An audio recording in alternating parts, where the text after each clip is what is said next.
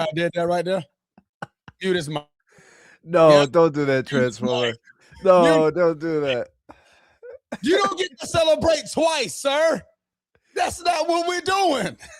France lost, sir. Now speak. No, he don't get to read. You don't get to allow this malarkey to happen. He was 10 toes down on France. Yes, I was. And you get to pick twice and you celebrate. No. After they went home, when we were talking about this the other day, I said Spain was going to beat them. Defense wins championships. That's not how it works. To quote, you don't get to celebrate. Quote, the 16-time world champion. To be the man, you gotta beat the man. And they did that. Man, listen. Welcome back to another episode of Format Podcast Live. Yes. As you can see, we are super excited. We just witnessed an absolute classic. We witnessed an incredible end to an incredible World Cup tournament, and we are going to talk about the final very shortly. Matter of fact, we're going to skip the quick hits because you can see, like, we're all excited here. This was just incredible. Shout out to all the members of the channel. We really appreciate y'all. Hit the like and subscribe, man. Thank you for being here. If you're watching on the replay, thank you. Channel members, y'all know who you are. We love you. Let's get right to it, man. Let's do it because this thing is serious, man. Phenomenal, amazing. It was amazing tournament. Amazing the performances by these players. Bravo to them, man. Absolutely incredible. I mean, the goalie play. Yes, the goalie play, the goal scoring. From the prolific goal scorers. Yes. The race to the end with the golden boot, everything up to this point has been A1. Yeah.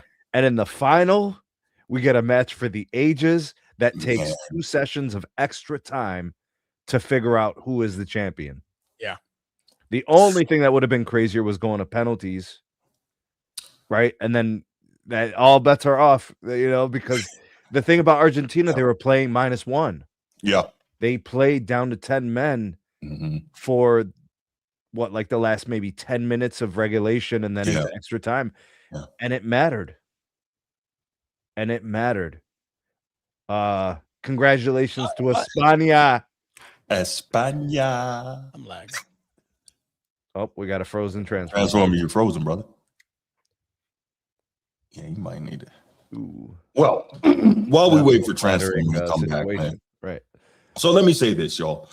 I know that we are just a few weeks out, about a month out, pretty much from the start of the college football season. And then a couple weeks after that, it'll be the NFL. And I know that America is an American football country. We're not a soccer nation, right?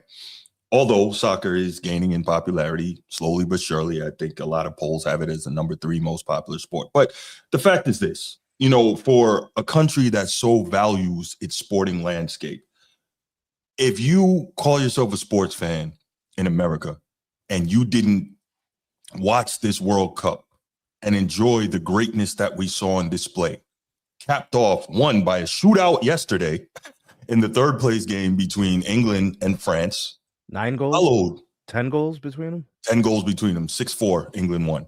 Yeah. And the crazy part is it was 4-0 England at the half. And France, I don't know what they ate or drank at the break. Yeah.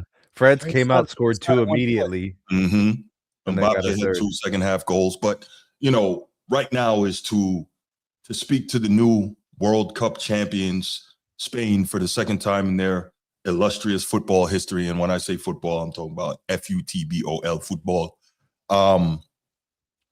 If you call yourself a sports fan and you did not watch any of this tournament or you did not watch this final, you truly missed out, man. We love you too. We love you too. Thank you so much. Yeah.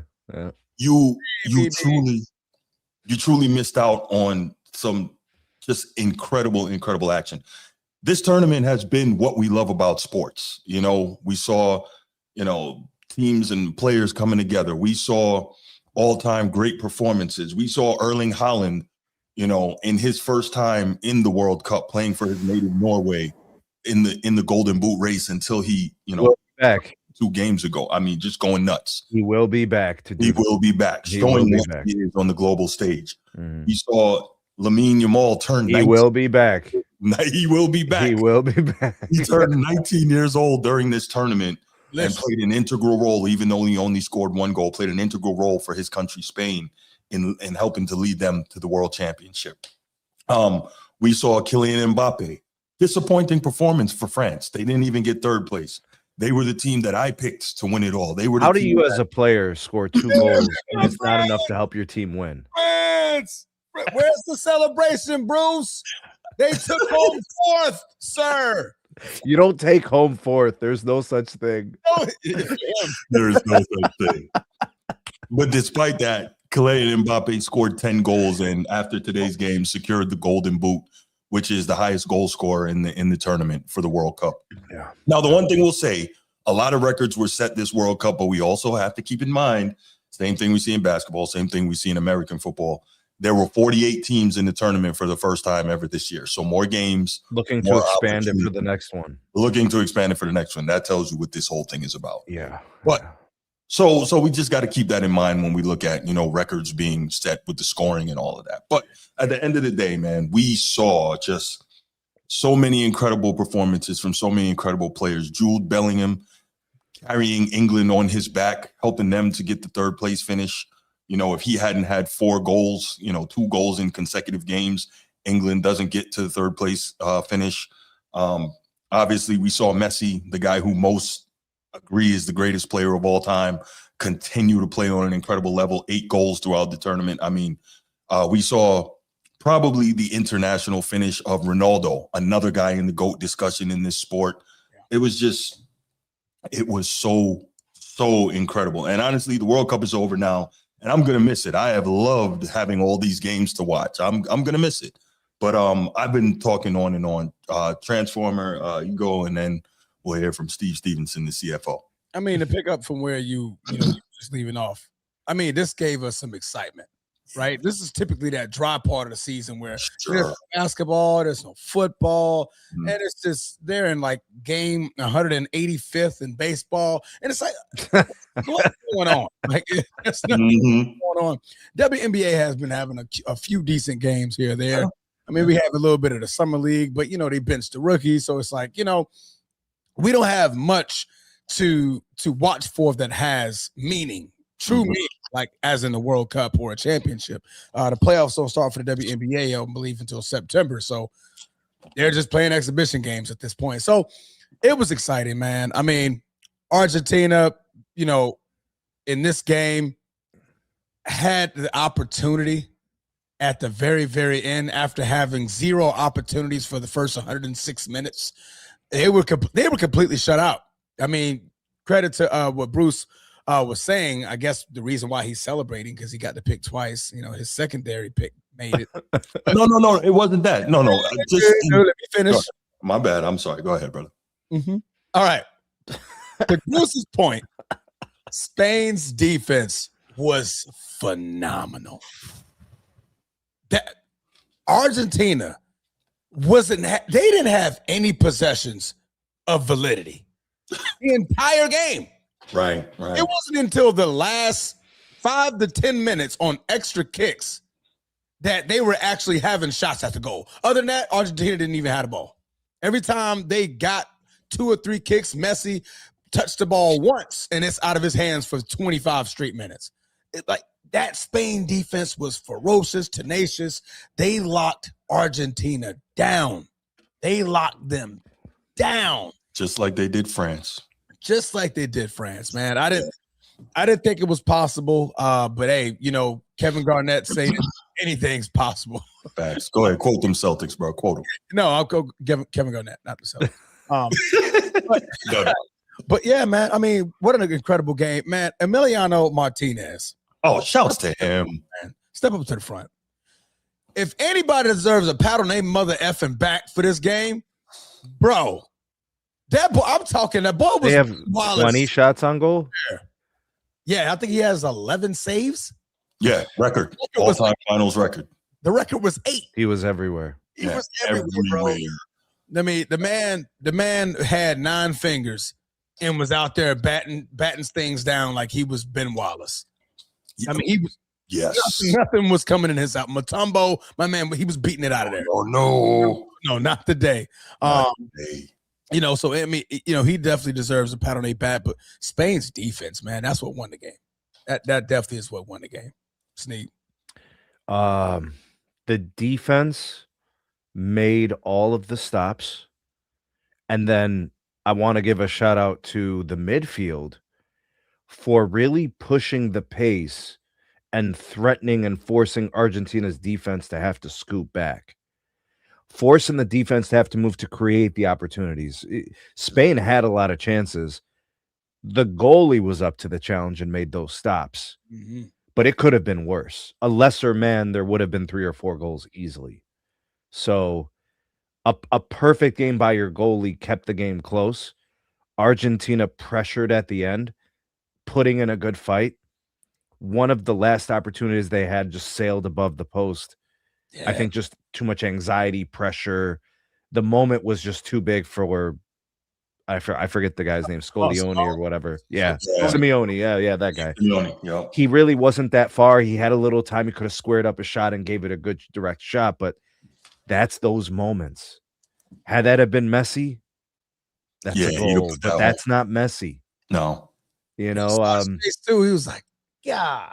And Messi had a couple of shots too, but the defense, with the exception of one run on the sideline, they closed the space on Messi.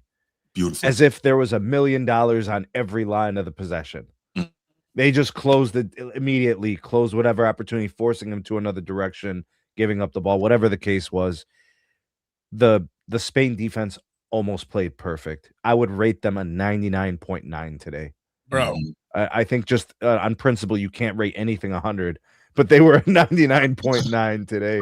They were mad 99. Yeah. They were incredible. The young guys for Spain played great.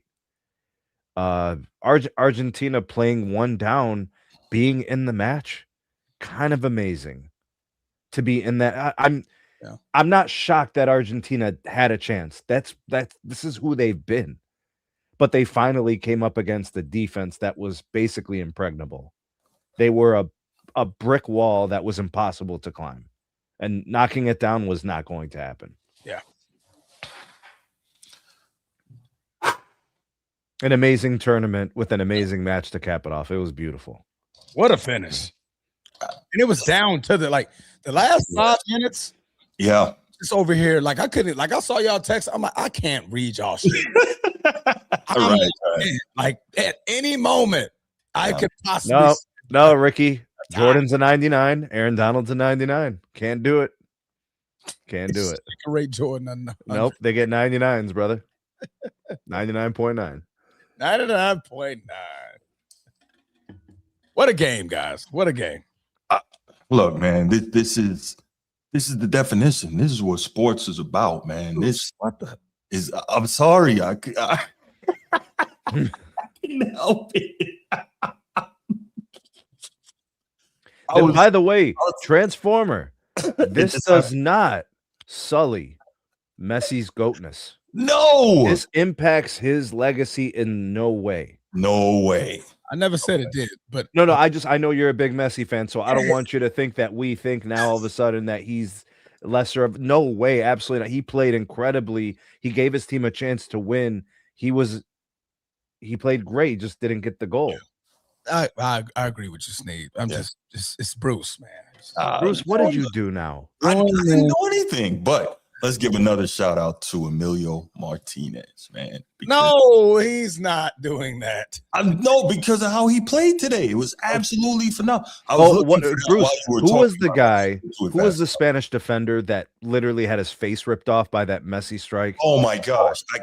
Can we pour out a couple for the homie there, bro? Man, yeah, yeah. Talk about FaceTime, man. Poof. Man, he didn't get a chance to turn or angle. No, Transformer. He didn't want it. He knew what it was going to take. He said it's this or they might score. Yeah, right. And he lined it up. You know what he looked like? You ever seen that power slap? You ever seen that before? Yeah. He looked like one of those guys. Like just wait, Transformer, you haven't seen power? You haven't seen power slap? No. What's that? It is a competitive sport where dudes stand there and slap each other and try to knock each other out with slapping. Okay, I forgot the name of it. Yeah. The slapping competition. Yes, that. Yeah, I know exactly what you're talking about. So I was saying, old boy looked like that. Like he knew the pain was coming, but he sacrificed it to try and get the World Cup. Once his orbital has been reconstructed and he heals, he could celebrate with everybody else. Yes. He went over there and celebrated with Argentina. That was the team. Is it good? Okay. We won. Okay. We won. Let me address something, please. Let me address something. Ed Dog, don't even try to make some disingenuous, illogical, fake me out comparison because you're really bad at that. Actually, you're really good at that. So let me say this. Ed Dog, we can talk about this offline. Transformer, continue, brother. Thank you. It was Sneed that was talking. Oh, Sneed. No, you put the hook out. You know what I'm saying? Hey, Sneed. Boy, Bruce was a bad fish back in his day, boy.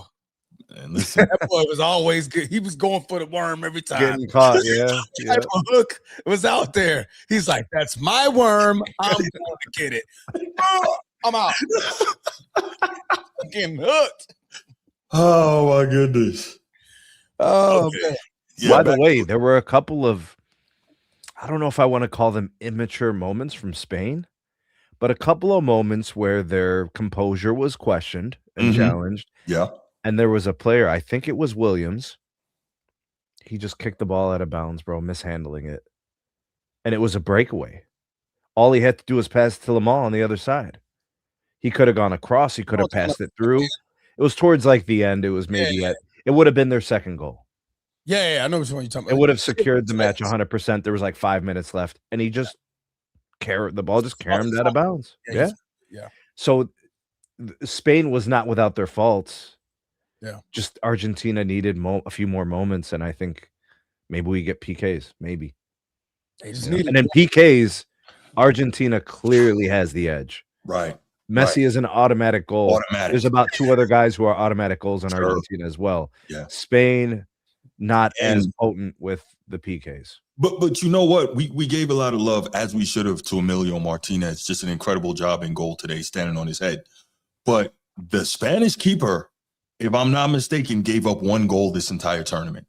So he hasn't had to face as many shots on goal because of the elite defense that the Spaniards possessed and demonstrated. But he played a heck of a job. He did a heck of a job during this tournament run as well. So we can't forget that part either. So we got to give him a shout. That segment of that team was a force in this tournament. Sure. Yeah. The back line, the goalie situation. Right. It's a daunting task to score on that team. Right. They're very organized and they're very tough. Mm-hmm. So it's funny that in American sports, I don't know if other sports kind of have the same sayings or whatever, but we always talk about it in this country. Defense wins championships. Boy, it did it today. And now we've seen it again, in arguably the greatest sport in the world, the most popular sport in the world for sure. We saw that defense wins championships. It really, in team sports at the very least, defense is the differentiator. If you have an elite defense, you always have a chance you can stay in the game. And that's honestly, even teams that don't have prolific defenses require a defensive moment. Sure. Like standing on business. So for today, it was Spain for the duration of the match. Mm-hmm. But they've been like this the whole tournament. Even if I look at the Cavaliers in 2016, they were not defensively dominant all year. They made defensive commitments in the playoffs and in those key moments. I'm just using a team that I, obviously close connection with, but it calls upon them at that moment in time, and you have to be there ready to make your stand, and they did. Yeah, they did. Yeah, no, absolutely. It's in. I'll tell you what, man. North America got treated with one of the best World Cups we've seen in a long time. Incredible, wasn't it? Yeah. So the next one was this. Are they putting bids? Are they putting bids for it? It's done already. It's the next one, 2030, is Iberian Peninsula and Africa. So It's Morocco, Spain, and Portugal. That's going to be a nice one. Inshallah, I'm gonna try. By the way, Morocco. that is one of the most beautiful parts of the world. I don't think people realize it. It is one of the most beautiful parts of the world. Sure. That you been there? Well, I've been to the northern part of Africa. I haven't gotten that far, but the Mediterranean Sea, Mm-hmm. I mean, absolutely gorgeous. And when you just think about that part of the world, the culture is incredible. Yeah. And there's influence from other nations in the cultures. Mm-hmm. So it's going to be incredible. It's going to be great. I hope they can accommodate the global scale of the World Cup, because like if you think about like what Brazil had to do to accommodate it, what was that 8 years ago or whatever? Yeah. So well, I think that if they couldn't, FIFA wouldn't have given it to them, right? FIFA doesn't want anything to be crappy when it comes to the World Cup. If they couldn't handle it, they wouldn't give it to them. Well, they gave it to Brazil, and that was a shit show. Okay. Yeah. You know, they were busy scrambling trying to finish the construction of a couple of stadiums. Yeah, that's right. And by the way, some of those are no longer in use. Like, no, they're like, they're ruins and wrecks. Yeah. So hopefully it's organized well and they get things figured out and they execute it well. We were always in the United States. We have incredible stadium accommodations. It was never going to be an issue. Right. Yeah. Right. The FIFA could have literally said, let us pick our stadiums, and we would have had 40 for them to choose from. Right. Yeah. Quick side note to that, very interesting, and it's become a thing. FIFA refused to let their players in the World Cup play on turf. You know, obviously they've done the numbers on it. Yeah, all these places had to put in natural grass.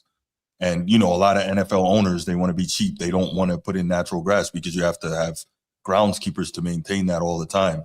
They're going to pull that up and put the turf back down. Crazy. They might as well just leave it. You would think. But they're going to have to pay people in some of those stadiums, though. Dude, the thing is, American football, when it starts raining, destroys grass. Because the players are not dispersed. It's concentrated within the middle of the field, and it's a lot of linemen. You know, that even though those linemen only cover 5 yards of space, they've taken 200 steps. You know what I mean? So they're wrecking the grass. I think it's more of that. It's definitely not about player health. That's for sure. Definitely not. No. Okay. Don't do it, bro. Okay. Yeah. you see, I'm very confused by this, right? Once you started looking sideways, I was like, I don't do it, bro. Like, what is this nonsense? Okay. Anyway, man, I'll look. I got to say how thoroughly impressed I was with this World Cup. We were gifted with an absolutely incredible final. And, you know, this has really made me like serious about the prospect of, and I looked this up already, all the big European leagues start on August 16th. And I am going to do my best to start ingesting more European soccer. Bruce, the quality of soccer in European soccer is actually greater than this. In terms of just the quality of games, the players you're going to see. So like in this match, for example, Spain has an immense amount of talent. So does Argentina. Right. But collectively, World Cup will never be like a Euro League, like Premier League or La Liga. It just won't. It just can't. The best players are there from all over the world. So, yeah. And they pay them a lot of money to play. A lot of money. This is all volunteers. This is all pride. This is all, you know, for country, you know. Yeah. Transformer, can we give one more shout out to Martinez? No, I just want to shout the man out for his greatness on and off the pitch. I just want to do that. Shout out to Argentina's goalkeeper, Emilio Martinez, for a record-setting performance today, despite the loss, and his greatness on and off the pitch. Just saying. What is he most known for? I know now what he's most known for. Shut up. What? Shut up. You know what, Transformer? I don't like when you talk to me like that. He's known for his record-setting saves in a World Cup. Not that Bruce is smiling because that's not what he's remembering him. We gotta do better. Bruce, what did you do? What are you doing, Bruce? I didn't do anything. We have to do better. You know what? Okay. Yes, Miss Love and Aries. Congratulations to him. Bruce, Yes. you are terrible, bro. You really are, bro. It's not really. It's not the time. It's not the time. And just lost like 25 minutes ago. And do you think he's going to be upset later? Yes. I don't think so. I wouldn't be. Oh my Lord. I'm just saying. Wow. I'm just saying. Kind of like a long-haired Demi Lovato, sort of. Oh, kind of. Okay, yeah. I can see that. I can see that. Okay. Mm-hmm. Yeah. You did a good job. You did a good job. Yeah. You did good, kid. You did good. Real good. All right. Yeah, I can see. Oh my gosh. All right. Anybody want to add anything before we open up these phone lines? I'm still. Oh wow, the Spanish goalkeeper got the award for well, I don't know what it's called, the goalkeeper award. He just held it up with the hand. Most definitely. Yeah. Mine off. Mine kept making too much noise. That's awesome. I see your commander-in-chief is hanging the fuck out. I see. Yeah. I did this. Nobody has ever done this before. A World Cup the likes of which no one has ever seen. We'll do it again next time. I made it great again. It'll be bigger next time. Nobody will ever do it again. Nobody ever top what I just did. We made the World Cup great again. They said you couldn't. We said we would. We did.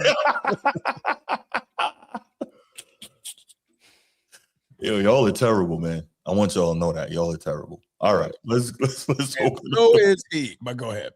What happened? What is it? Is he? But go ahead. Oh, yeah. Yeah, you get it. Man, you better chill, man. That's your CIC right there, man. Don't do that. Cotton picking. All right. 904-219-8264. 904-219-8264. We want to hear from you, man. What are your thoughts overall about this World Cup tournament? How much did you watch or not watch of it? Bro. Did you watch the final? What did you think of this game? Transformer ever gets on this show sauced up, bro, we are done. Oh, what? Finito. Everybody's getting cooked and flamed on this. Man, he might have to just remove me from the panel. Hey, man, Transformer, take a water break. Oh, man. Sean, what's up, man? What's up, guys? What's up? I know.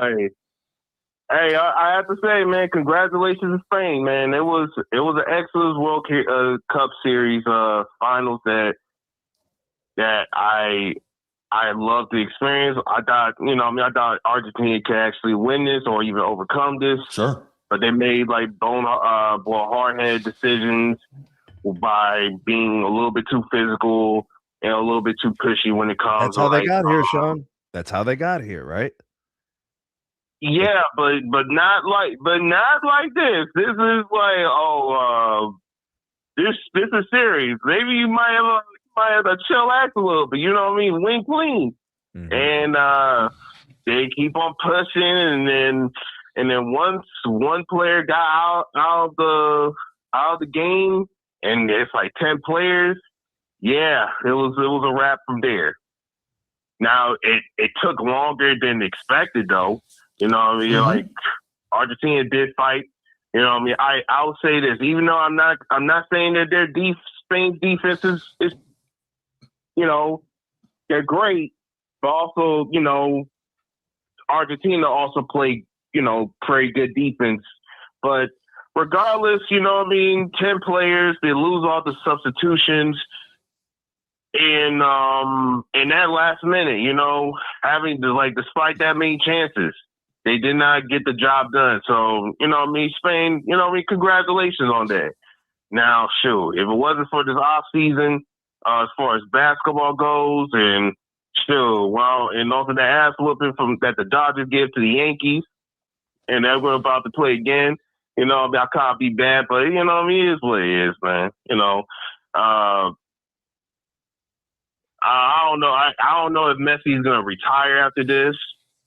No, he's not retiring. He's This not is going to last play World another Cup. World Cup, though. Yeah, Yeah. it's last World Cup. I mean, if he was to play another one, I would be genuinely surprised. What would be the point? And then for what? You'd be coming in 43 years old. Like, it's just not, shouldn't be in the cards, I guess. Mhm. Based on these, there's a lot. We seen a lot of crazy stuff. There's things that we see that is not supposed to be possible, but people made it happen. So. But congratulations, Spain, man. Like I didn't even watch the post game. It's like, hey, they already won, so I'll just see the awards later. But yeah, you guys were right on that one. Spain actually did the job done. Defense wins championships. A team of destiny, in my opinion. Yeah, it appears that way. Hey, it was destiny. Hey, Hey, you know what they say. You bless you bless your disciple early. Eventually they'll skip past you. And now don't get it twisted though. He didn't even get a goal on this game either. But it was so hard to score. The defense was otherworldly effective. It was a lot of things in this game that I was generally surprised at how both sides throughout the whole game didn't even have one goal except for the extra times. And this is when after when they only had 10 players. And by the extra time, that's when they get the goal. And when Argentina tried, no dice. Were you surprised as I was to see Spain come out and score basically instantly out of the second? Well, okay. I was surprised. Okay, I was more surprised with Argentina losing their 11 player. Oh, I'm not. Over even. Oh no, they were kind of wrecked. Couple players were a little reckless. I think so. Yeah, it was like. Now the refs helping them. Okay, that wouldn't have surprised me. But I'm just saying the guy was very aggressive. Come on, man. Come on. The refs love them some Argentina, bro. Yep. No, they're not even from Argentina. They're from, I don't know, Portuguese. It doesn't matter where they're from. What does that have to do with anything? I'm not gonna go. I'm not gonna go to that subject. All right. I'll leave it from out there. But yeah, but yeah, no problem with that. You have the Olympics. I don't know if Messi's gonna play in the Olympics. I wouldn't. Who knows? So, but yeah, congratulations to Spain, and yeah, hopefully 2030 is gonna be better. I as far as the recommendation of place they wanted to do it, I hope they actually pick somewhere in Africa. But they could do something different than North Africa. Oh, you could do it in West Africa. I don't know, something like that. Bro, Africa is huge potential. Huge potential. In terms of a total addressable market. You have cities of 15, 20 plus million across multiple regions, flourishing as business opportunity and growth, development. It makes a lot of sense if you're FIFA World Cup to get out there. Hey, if they put North Africa, that's cool. I just have to learn that. Hey, how much time and where I'm at, I have to wake up just in order for me to watch the game. That's going to be at least 6 hours, 5 or 6 hours. Yeah, man, I'll be Morocco, Morocco, Portugal, I'll be staying there till midnight. I'll be like, yo, I'm watching the FIFA World Cup at midnight. No, I think some of the matches would start at 6 a.m. Some of them would start at 9 a.m. It'd be mostly that situation, right? The last time I watched the World Cup on I think 2022, some of those games be in the midnights, sometimes maybe at 6 a.m. Yeah, but that was in the Middle East, which is an additional 2 hours. So that does make it a little different. Hey, maybe okay, screw it. You know what I mean? North Africa is, man. Hey, you know what I mean? They gonna be singing Arab money, you know what I mean, while couples going there through it, you know? And I'll be like, go at least I won't be staying up all night. But all right, Sean. All right, man. Yeah, no problem. Crazy word. Wasn't there a song, bro? Arab money. Arab money. Yeah. Yo, get some belly dancers up in that.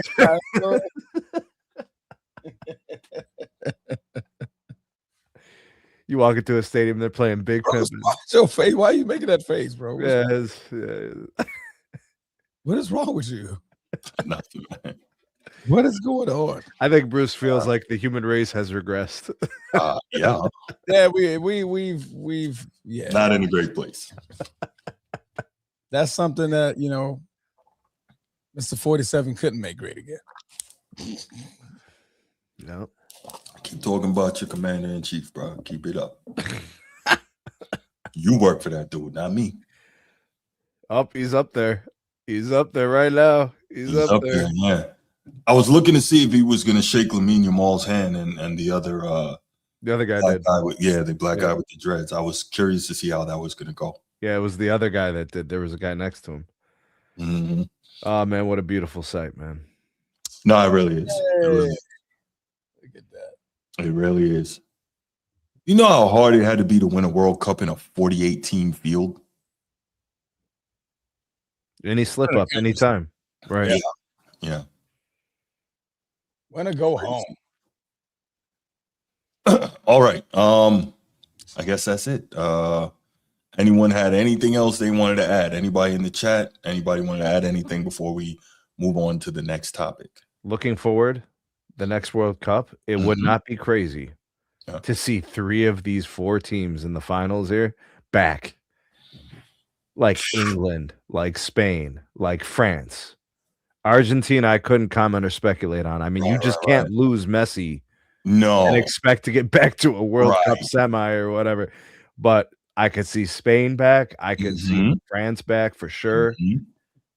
Possibly England, because I think Jude Bellingham is that guy. And I think Harry Kane will still be in a place where he can, He's only 23. Yeah. So he'll be getting into his prime. He'll be getting into his prime. Yeah.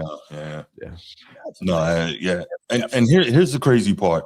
The crazy part is Mbappe, he is going to put that World Cup scoring record like someplace nobody's going to get it. Yeah, when is his 30th birthday? That's going to be ridiculous. I don't know. See, when he was in his first World Cup, he was like, you mean Lamal? Yeah. It was that same situation, like starting really young. So I remember years ago when he scored his first goal, I remember telling my friend, I'm like, dog, he's 18. We're going to see him like 6 more times doing this.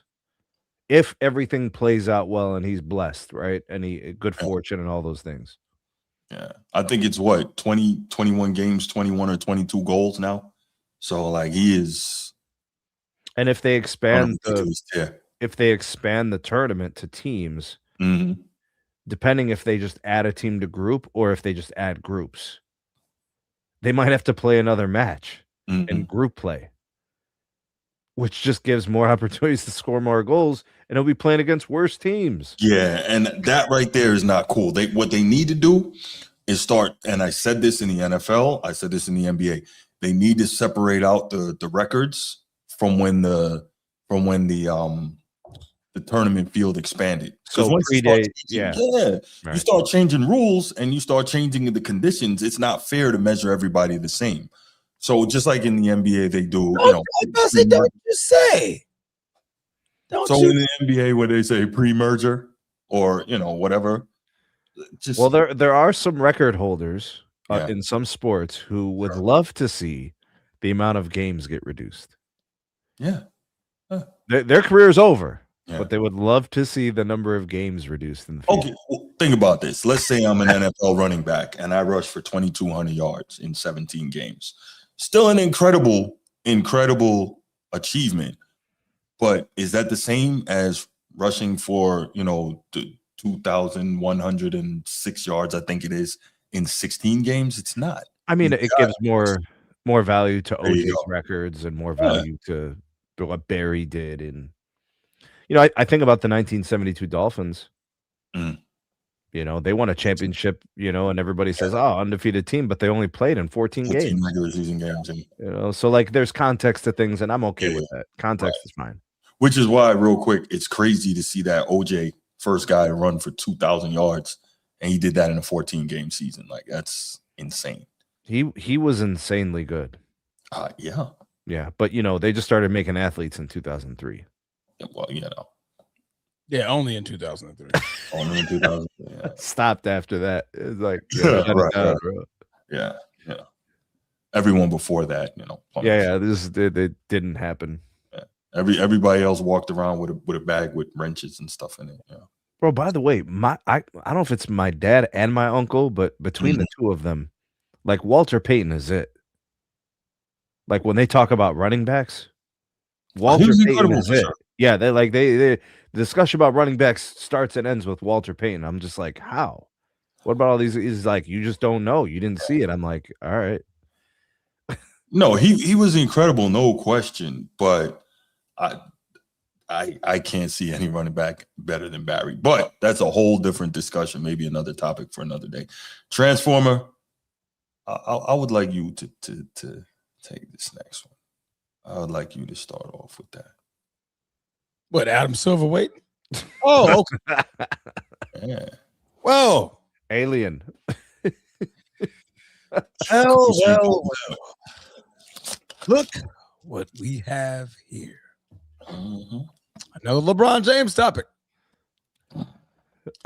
As we inch closer and closer to a decision to be made by Sir LeBron Raymond James Sr. Apparently, we heard from the commish himself, Adam Silver, to basically tell LeBron, hurry your ass up. Right. And make a decision. Yeah. I can't schedule the season without you having made a decision. Right. This is now drawing a little bit of pushback from they, however they want to discuss themselves, Sir LeBron fans, bootlickers, knee patters, LeBron negative enthusiasts, however you want to label yourselves. This has drawn some feedback. But for me, I see this as still being the man that holds the keys. Unfortunately, LeBron James, going on year 24, still holds the keys to the Ferrari.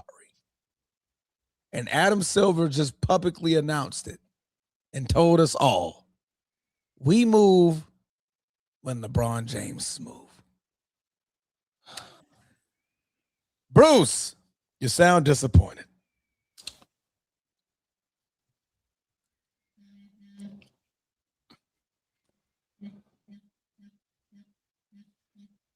What is that? That's you? Ain't it? Me? Somebody phone on vibrate? Yeah, but it ain't me.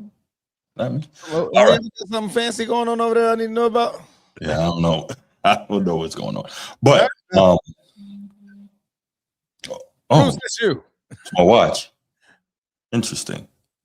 Your watch vibrates that hard, bro? That's crazy. Yeah, it does. Sound like an electric shock your ass. No, you know what it is? Serious happenings, bro. It got a bunch of old because it was on the charger and I turned it back on, and it got all the old messages and stuff like that just came through all at one after the other. All right. Anyway, and it still alerted you while it's not on your wrist? I got my other one on my wrist, so other one. Yeah. Two wrist powders. Yo. Captain Two Watch over here. Not at all. Not at all. Not at all. So I'm not disappointed, Transformer. Okay. I'm annoyed. Now annoyed at who? Adam Silver or LeBron? I am annoyed at both. but more so Adam Silver and the sports media, as I talked about, right? We can't be 100% mad at LeBron because we created this monster. And LeBron knows that it's beneficial for him to continue to manipulate the media cycle and to continue to be the narcissist that he is, right? It is beneficial to him. So he's going to do that. And it only makes sense. So it's not all his fault. It is annoying because we know that he knows where he wants to go or what's already in place. Just freaking say it. But in his defense, he wasn't going to do that, right? We talked about this. Why would he do that? And then the world, literally the world, is talking about the World Cup final. It's talking about Spain upsetting the GOAT. It's talking about, Yamal. It's talking about Emilio Martinez on and off the pitch. But there's so many things. We're talking about an absolutely incredible World Cup tournament that we just witnessed. Pray for him, Transformer. Pray for him, bro. That's all. Absolutely.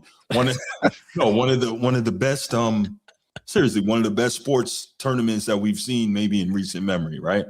And really, we just saw a great NBA playoff season. We saw, a pretty darn good NFL playoff season, and now we follow that with just an incredible World Cup. So LeBron is saying, yeah, I'll take my time because they're still wondering what I'm going to do, and I'm not going to let anyone take that shine from me, right? So it makes sense. He should do that. So, yeah, it is annoying. It's absolutely annoying, but I get why he moves the way he moves. So we will now see if we get that announcement this week. But really, though, if you're Adam Silver, just say F that. Go ahead and do it, man. Go ahead and do it. Because at some point, you got to show this dude, you don't run anything. You got to show him. Because think about it. Here's what you do if you're Adam Silver. You're slick. You think the NBA, just like the NFL, doesn't flex games in and out? So kind of what his main options are. Set it up so that if you need to, you can set the schedule. You can get the advertisers and the networks off your back, right? But then you can go forward if you have to and flex those games out and put LeBron games in. That's what you do. But that also by making the schedule says, you don't control anything here anymore. But Adam Silver is soft. He's a lousy commissioner, and it is what it is. Bruce. Sneed. Bruce, how many years has LeBron's retirement been brewing? A thing. How long has it been in the balance? How many years? 4 or 5 years. Quite some time now. 3 or 4. Yeah. So you mean to tell me we've been trying to land this plane, the NBA, for 3, 4, maybe 5 years, and now we're gonna bail on this? The last LeBron situation, right? This is the last moment to monetize LeBron as a player, like actually in the league. And now we're just gonna bail on it? Not a smart idea. No, sir. But you didn't hear what I said. You can still flex in and out of situations, though. You can still do that. But they can do more when it's structured properly. You see what I'm saying? So if you can maximize 15 nationally televised games as opposed to flexing 9, that's a totally different ball game. You have completely changed the monetization of LeBron's retirement. Now, here's the thing that's important, because this is the key factor. If LeBron had clarity and definition to this retirement thing, the NBA would be very comfortable. The teams would be very comfortable, even owners, because remember, revenue sharing. Yeah. Every owner gains from this whole LeBron tour. I don't think people realize this, but the owners work together, and Adam Silver is on behalf of them. So this has nothing to do with LeBron without just the fact that him being indecisive or not telling people is annoying to them. They need to monetize this closing piece of his career as a player. They need to, because they've already gone 4 or 5 years into this whole retirement phase. And if they don't stick the landing, it was a waste of the last half decade. Mm-hmm. Okay. So let me address something here. And Transformer's gonna come out with his fishing rod again, but it must be done. Oh, So in the comments, Ed Dog said, "That's being a narcissist. Wow." So Ed Dog, since I know you don't look things up, let me help you. I'm going to help you, okay? I know you're not looking things up, so I'm going to help you. Narcissist, okay? According to what a narcissist is, I'm going to give you some signs of being a narcissist. 1, grandiosity. Narcissists have to be the best, the most right, the most competent, do everything their own way, own everything, control everyone. Sounds like somebody we know, but okay. Attention seeking. Narcissists constantly need attention, even just by following you around the house, asking you for things, constantly saying something to grab your attention. And validation for a narcissist counts only if it comes from others. Okay. Controlling behavior. Narcissists want, need, and demand to be in control, and their sense of entitlement makes it seem logical to them that they should be in control of everything. Lack of accountability. Narcissists never want to be responsible unless everything goes their way. They often place the blame and responsibility on someone else to maintain their own facade of perfection. No boundaries. Narcissists lack boundaries. They believe that everything belongs to them and everyone thinks and feels the same as they do. Insecurity. Narcissists perceive everything as a threat. They frequently misread subtle facial expressions, typically biased towards interpreting Bruce is covering facial everything. expressions as negative. Lack of empathy. Narcissists have very little ability to empathize with others and often lack an understanding of the nature of feelings. Can we, but no. Since I'm sure Ed Dog still doesn't get it, let me help him some more. Deflection. Narcissists make most of their decisions based on how they feel about something. They always look to something or someone outside themselves to solve their feelings and needs. Blaming. Narcissist personality is split into good and bad parts. Any negative thoughts or behaviors are blamed on you or others, whereas they take credit for everything that is positive and good. I mean, so there you go. Now, since you didn't believe me when I said he's a narcissist, maybe you'll believe the clinical definitions and examples of that. Carry on. Wow. I mean, people think I just say things, Bruce, did you just provide a diagnosis? I'm just saying, you can't provide a diagnosis if someone is not your patient, but you can point to things that are clearly emblematic of a particular condition. So I'll just say that. I mean, maybe they're all business decisions, Bruce. At the end of the day, maybe it's all just, a show and it's all just part of the business. You know who else that sounds a lot like? POTUS.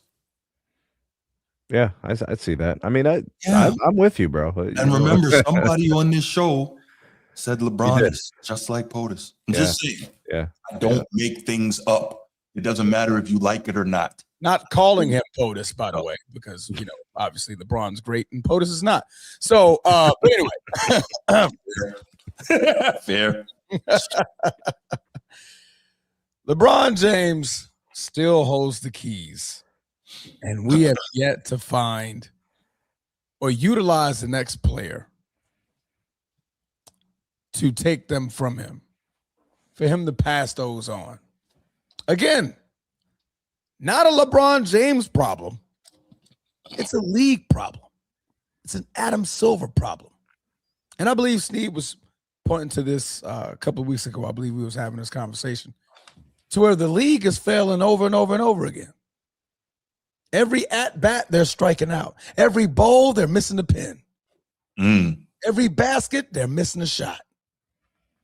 Every ball they carry, they fumble it before they reach the end zone. They cannot figure this out. How much money did y'all put into this man to where y'all can't even get out of that situation? Well, you know what I noticed, Transformer? The media doesn't get behind the other players the same way. That's pretty obvious to me, at least. Like SGA doesn't have that, media push.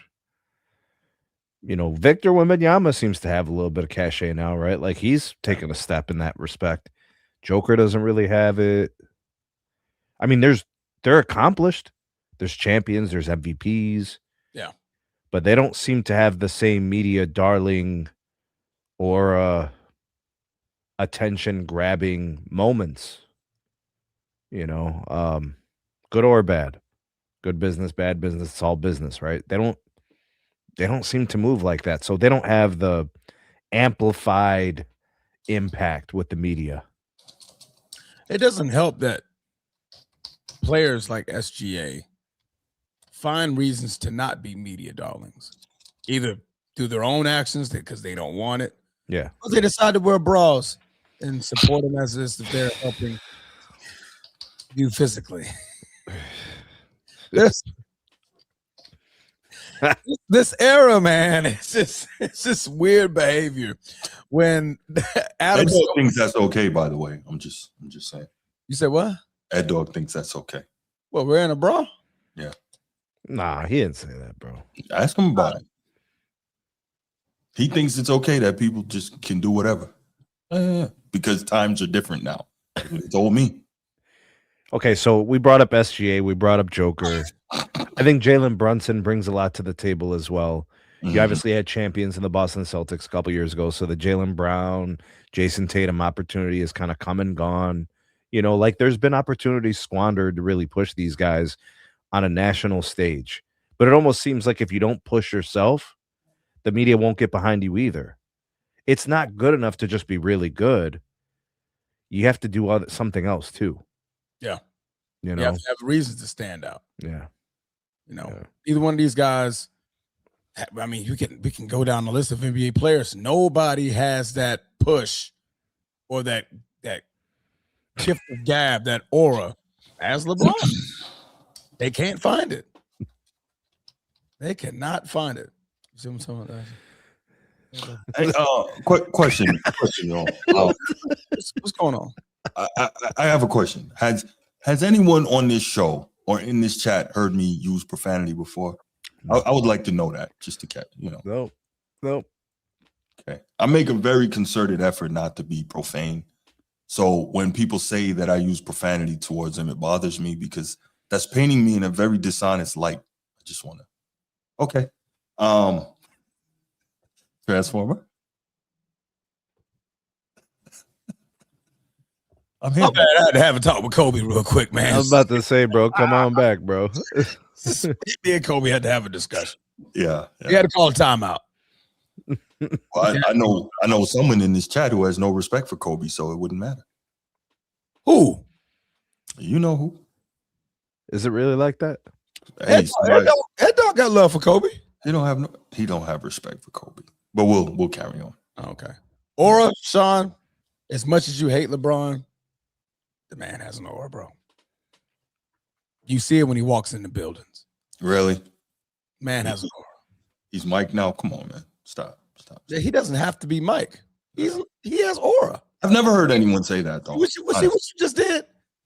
You made this about Jordan. This ain't got. I didn't say no. Jordan. You made this about Jordan. No, it wasn't that, because I've actually heard people refer to Jordan's aura, but I never heard anyone refer to LeBron's aura. That's more what I meant. You can have two different auras. But okay, but what I'm saying, I've never heard anyone. And LeBron walks and does something. That's aura. You change the atmosphere around you when you walk in the building. That's an aura. I'm just saying, I've never heard anyone say that. That's all I was saying. But you know what? You're right. Yeah, I shouldn't have brought up Jordan because it wasn't necessary. Because of what you just did. Because somebody apologize. Well, something that Jordan had. He's taking something from Jordan. Oh, he has an aura now. Jordan has to have. Kobe had an aura. Yeah, people actually talk about that. They talk about LeBron's aura. I've never heard that. Just call them net huggers.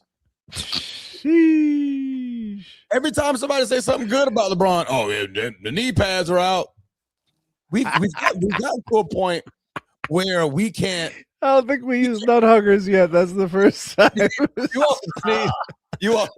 We've got to a point to where you either super love the guy or you just super hate the guy. There's no middleman that can. No, there is. If he speaks, either direction is going to pick up. See, there he goes. He's nut hugging again, or not. He's hating or something like that. Right. There's no middle ground. Why not? I'm not a LeBron fan, but I've given LeBron credit for the things he's done. You're more so on the LeBron negative enthusiast side, but I'm not giving him credit. you've given him a little. So if there's the 50 is what's the spectrum? Where is he at on the spectrum? You're at the 20-yard line towards your own. Really? Yeah. You're at the 20. Well, okay, so Bruce, you would not be at the 50. I don't have to be. You're not at the 50. You're not at the 50-yard line. I know I'm not at the 50. But I'm not at the 20 either. That's cold, man. Yeah, you're more so. Well, I don't know. Transformers on the outside looking in, bro. So maybe, I don't think that's 20. Transformer, where am I at, bro? Give me. I believe you. Steed is a lot closer than 20. I think I'm closer to 20. Nah, you like I can't be a 30. He's like, nah. I admit I'm not 50. Okay, Bruce. If I had to pick, I would say you're at the 30. You're at the 30. I'm at the 30 also. At the 30? I'll give him at. Come on, bro. Some days he's at the 30. I think I'm at the 30. Said some days he's at the 30. What are most of the days, Sneed? A little bit right of the 30. See? But not that far away from the 30. So you got to play the law of average so that breaks it down. Yeah. Yeah. So you're in the 20s. I'm not. All right, you're in the 20s, Bruce. So but that's okay. I can't even call it the fair kick because the fair kick brings it out to the 30 now, right? Yeah. 35. Right, you kicked it out the end zone. Okay, if you kick it out the end zone, it brings it back to the 25, right? That's the difference between me and Bruce. I know I'm not at the 50. I know I'm not at the 50 also. Right, I know I'm not. I'm at the 30. Did you think you were at the 40? No, I think I'm at the 30. You think you're at the 30? I think I'm at the 30. You think you're at the 30? Some days he's at the 30. Some days he's at the 30. Look, most of the time he's towards the 15. Transformer, I'm gonna ask YD where you're at, bro. I'm gonna ask YD. YD is definitely on his own side of the field. At the goal line. I'm gonna ask him what he's in the end zone. Where's Bruce at on the field? No, but come on, we talked about this. The reason that people see me how they do is because I am not what they're so used to hearing. So it's like, it's overcompensation for them to say, oh, you just a hater or you at the 20.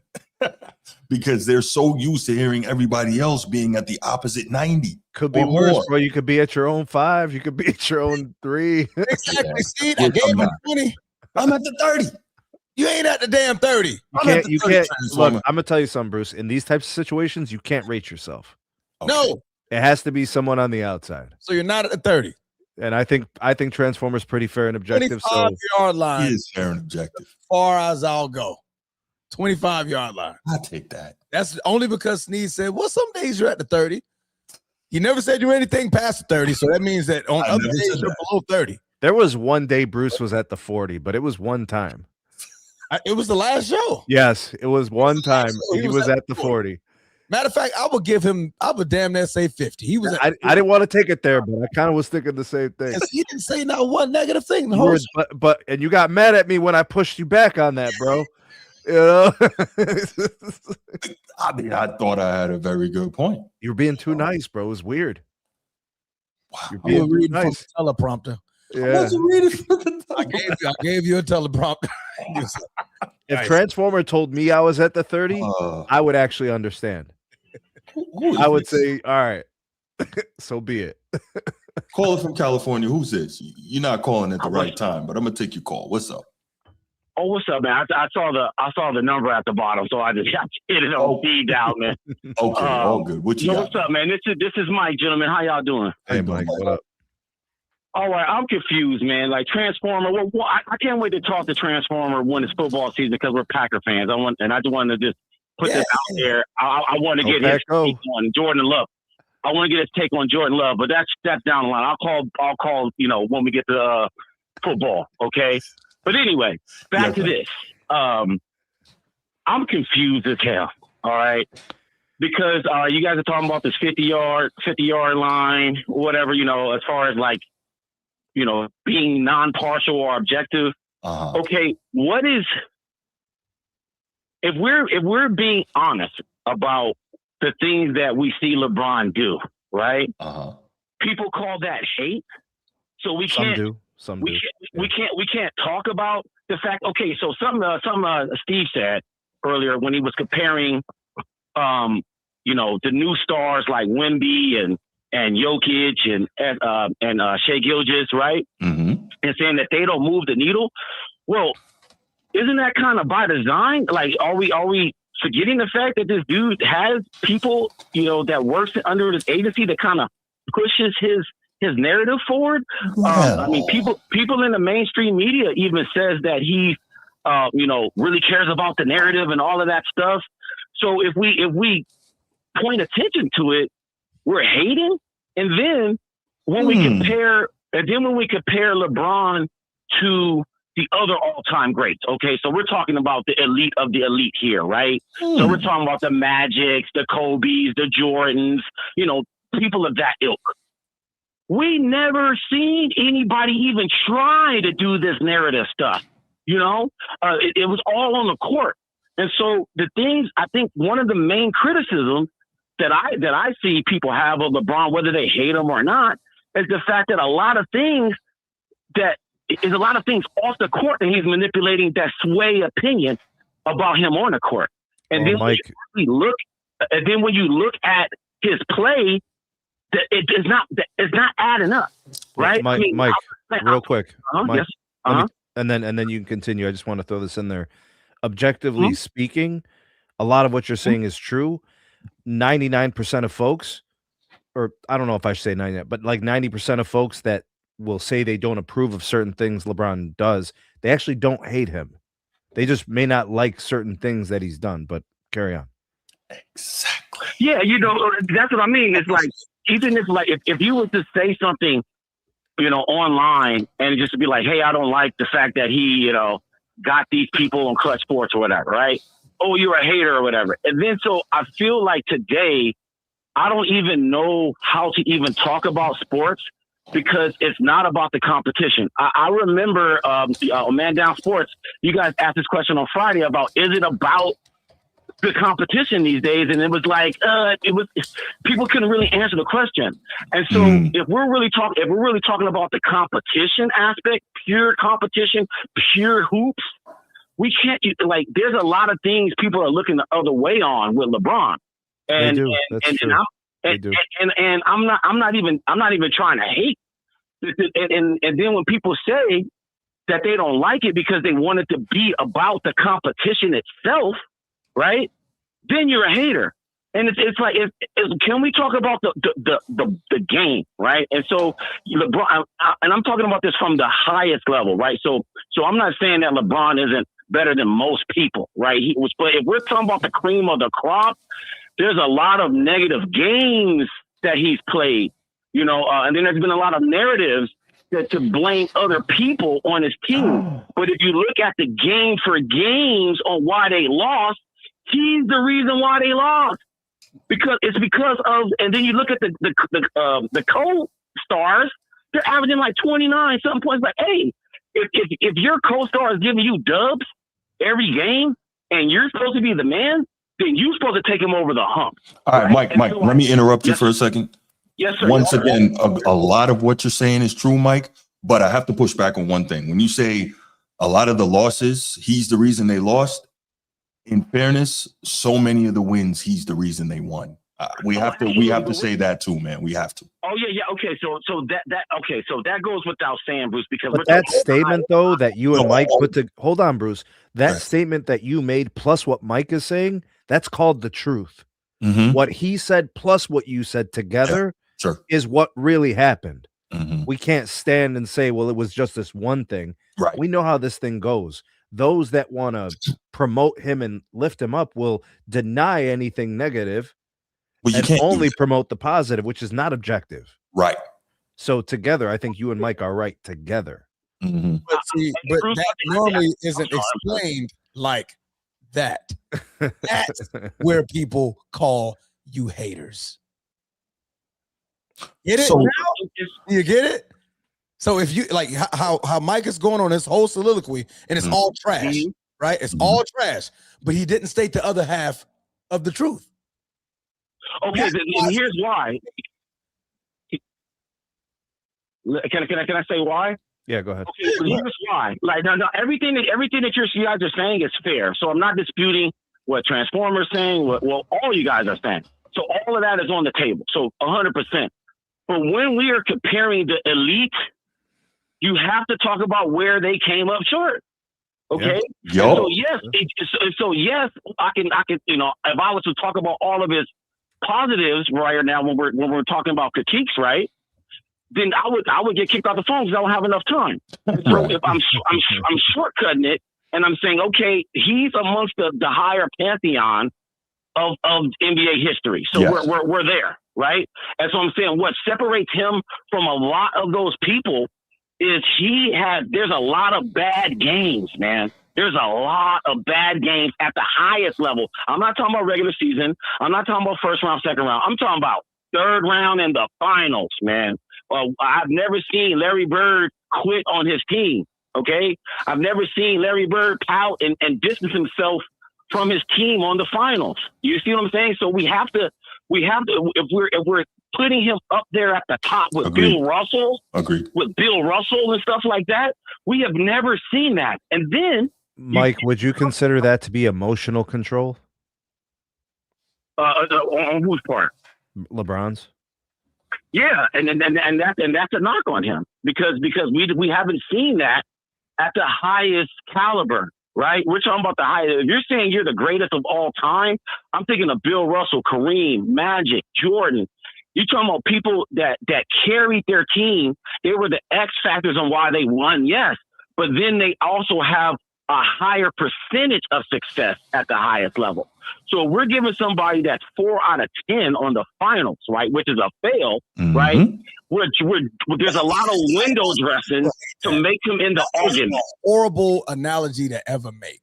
It's not. Okay. Like 40%, like that doesn't even, this ain't math. Stop making it a grade. That's not how you grade a greatness or a career. Because Wilt Chamberlain is one of the greatest, by far, maybe the greatest player of all time.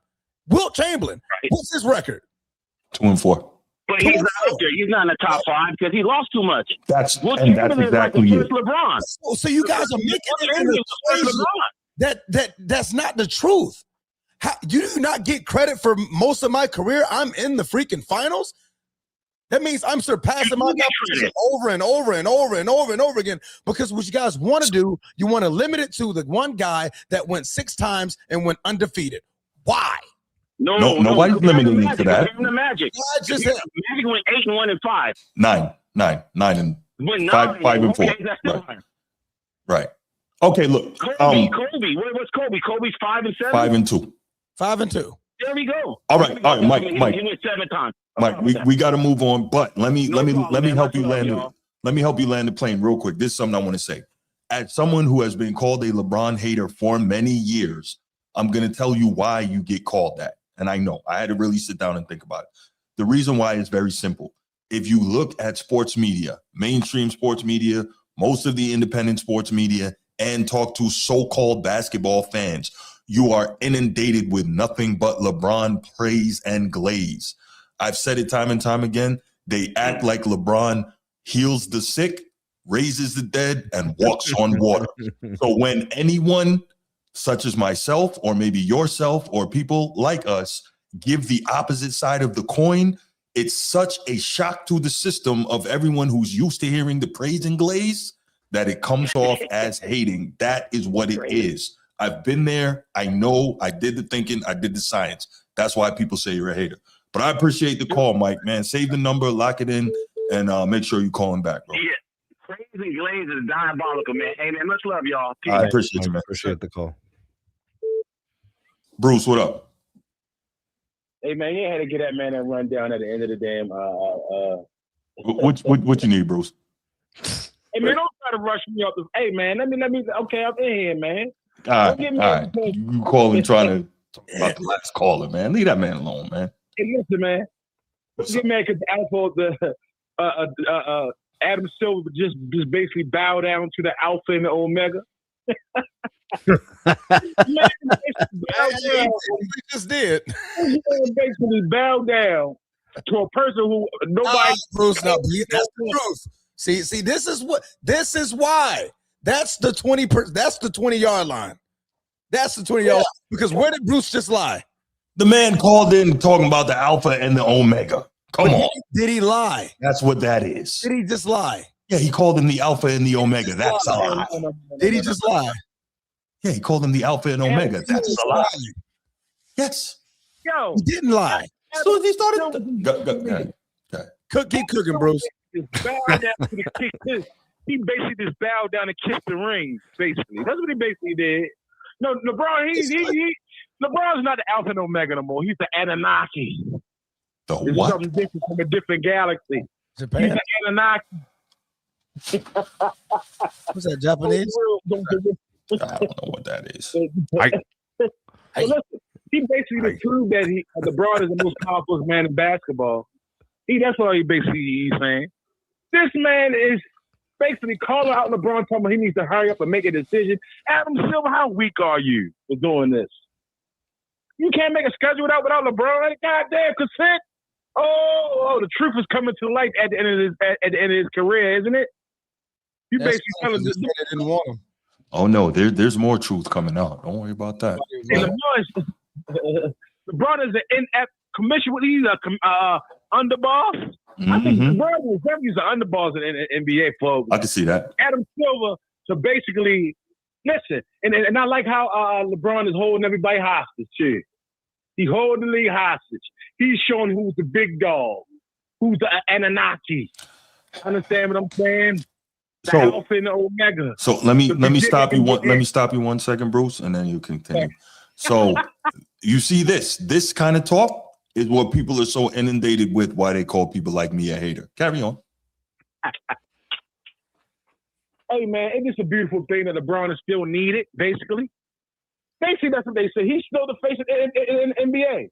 LeBron James at 42 years old, basically still the face of the NBA.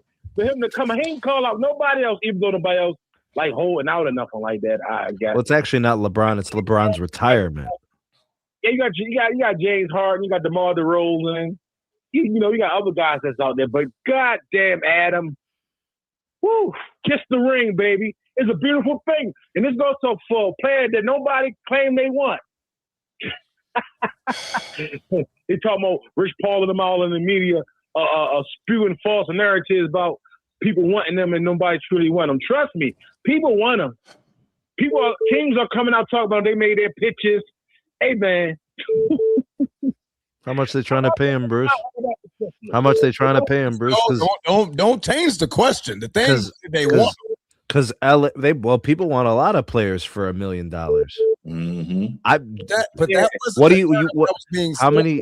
How many teams do you think wanted Kobe in year 17 or 18?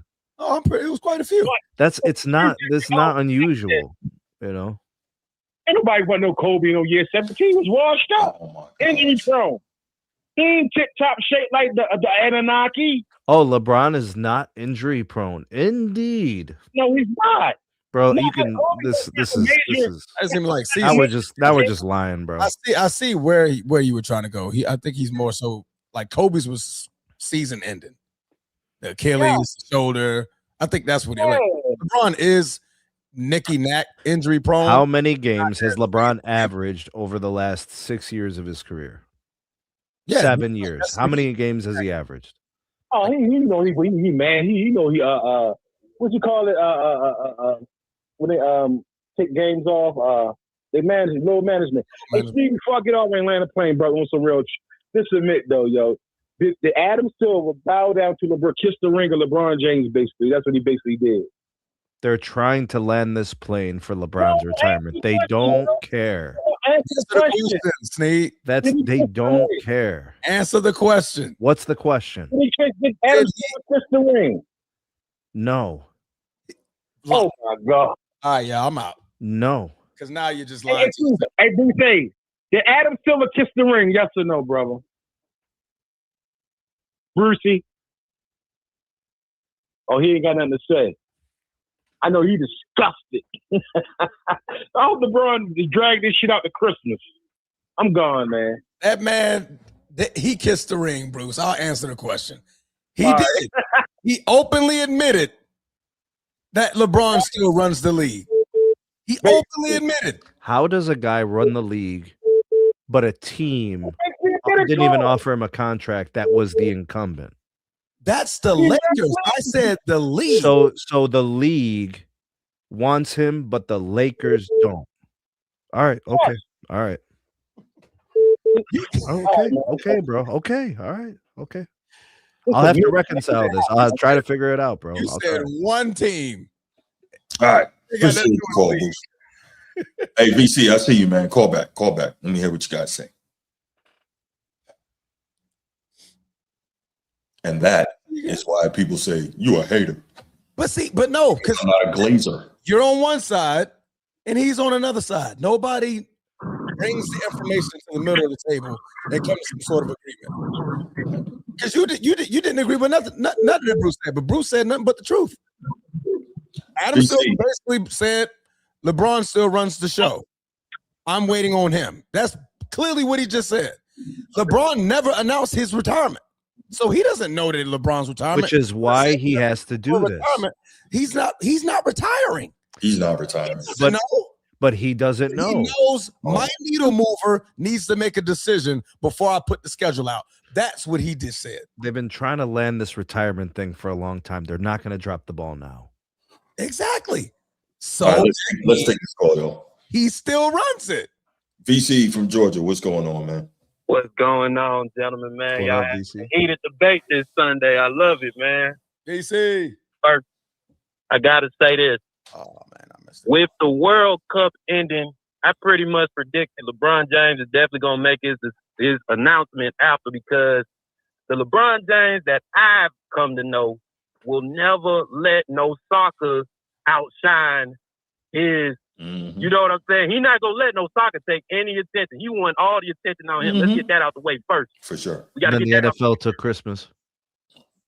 Okay, you heard him. So look, I assume this is his last year, you know. But at the end of the day, he's not saying it. But with Adam Silver, I'm not gonna lie, man. My pride, if I'm him, my pride wouldn't allow me to talk like that about LeBron, man. I'm sorry. My pride, I'm too prideful. I couldn't say nothing like that. Because it looked weak. It looked very weak, in my opinion. But I did understand, because at the end of the day, if the big news is that you're retiring this season, we got to make sure that whatever team you're going to, opening week, we need a LeBron James game that week, Christmas. So I completely understand it, man. You have to build your schedule around him. Now, the way he was talking, like he was bowing down, so I wouldn't talk like that. But I do understand, hey, man, like, it obviously is going to be, it's not the mover and the shake. I wouldn't say that, because you have a lot of other stars to push out. But at the end of the day, whatever team that LeBron James decides to go to, you got to put them in that primetime schedule. So I do understand from that sense. But, man, as far as him being the man, still being that big majority of the league, the funny thing to me is that the whole, before, you know, TNT and all these dudes got out the way, they said TNT trashed the product, all that stuff. We trashing the new players. But what I come to notice that with Shai Gilgeous-Alexander, the way the media, the current media, was trashing him and his team, we're all to talk about trashing the product, man. So I don't know, man. Like, it's just funny how they pick and choose. You know what I mean? Like, kind of like what you were saying, Bruce, man. If you're not talking what the corporate media is telling you that, hey, you need to talk positive on this, then anything else is just you're trashing the product, man. It's disgusting, dog.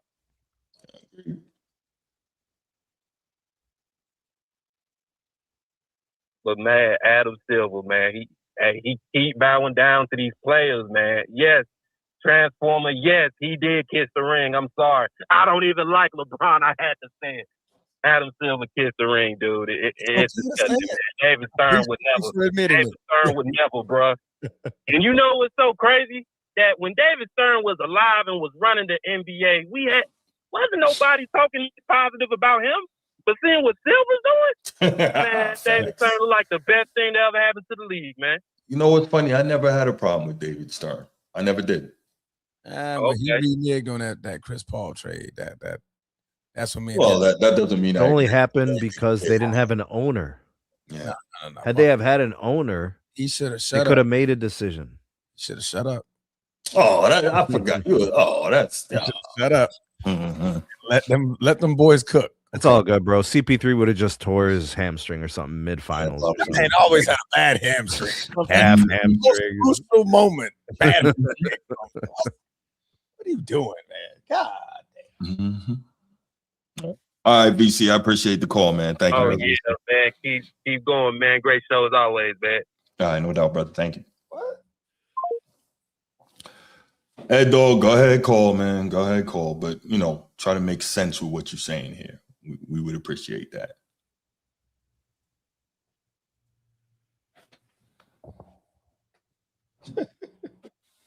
Oh, boy. Here we go. Thank you for calling the Format Podcast. Who's this? Yeah, whatever. Let me say hello to everybody on there. Everybody, let me give a shout out to Baltimore Bruce. Baltimore Bruce, you was cooking, bro. Straight up cooking. I'm gonna give you your flowers, man. If I ever see you in Baltimore, I will buy you a beer or something like that. You ain't going to Baltimore. But anyway, hush up, Bruce. Be quiet. Anyway, now the last guy called VC, he was half and half on the fence. Baltimore Bruce, he was on the other side. But that caller that was before Baltimore Bruce, man, he told a freaking lie. You sit up here and said that he said he never seen Magic Johnson or Larry Bird do anything crazy and stuff like that. We saw That's not what Larry he said. Bird. That's not what he said, but go ahead. Okay. But he talking about, man, he never cost. What did he say, Bruce? Because I'm pretty. He said he didn't see those guys quit on their team. That's what he said. Okay. They was in their emotions. They was in their emotions, though. We all remember why they called him Tragic Johnson. We do remember that, don't we, Bruce? We do remember that, right? Sure. We do remember that. I remember him being above 500 in the NBA Finals. Okay. And we also remember Larry Bird throwing the ball across half court and walking off the court, not shaking the Detroit Pistons' hand also. We also seen the Kevin Olajuwon punching people without looking. But anyway, all I want to say is, I don't know what that has to do with anything. This is a crazy call, kid.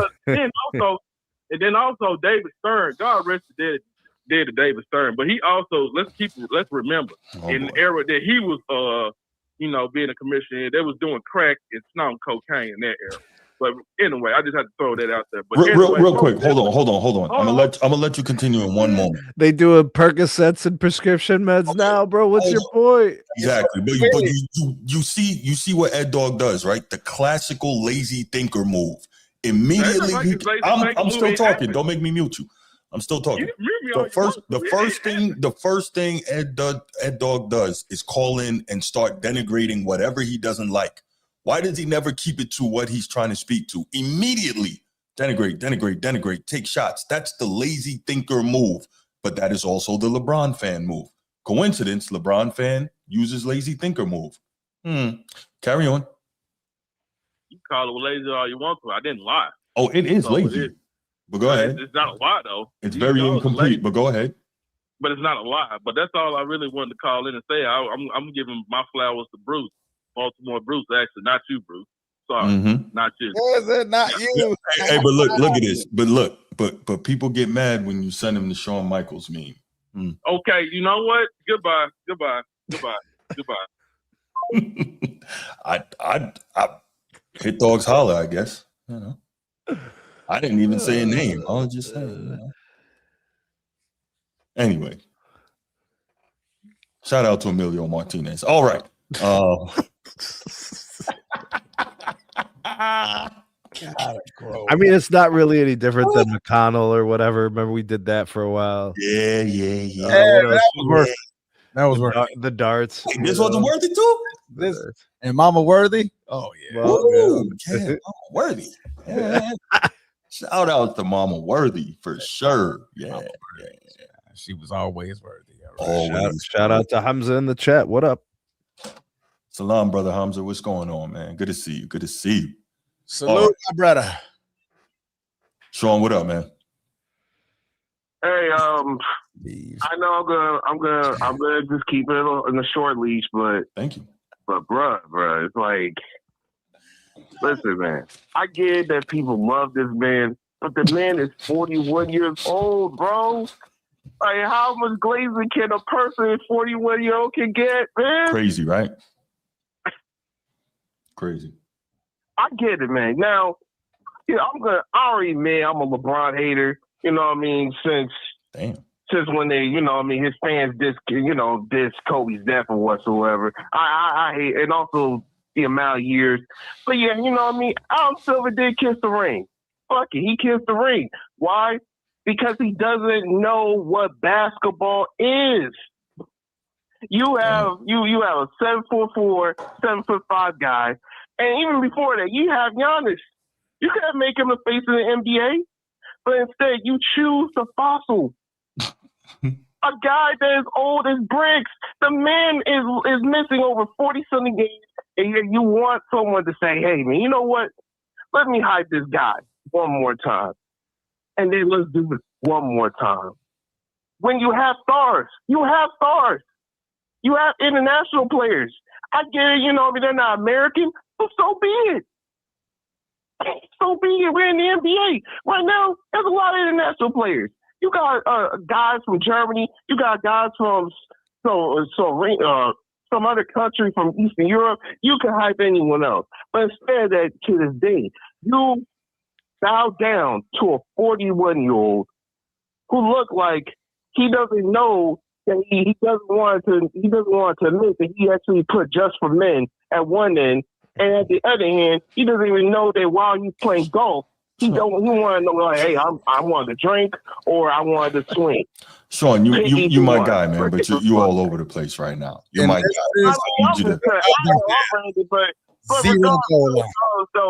That's not me. You see, like, that's not me.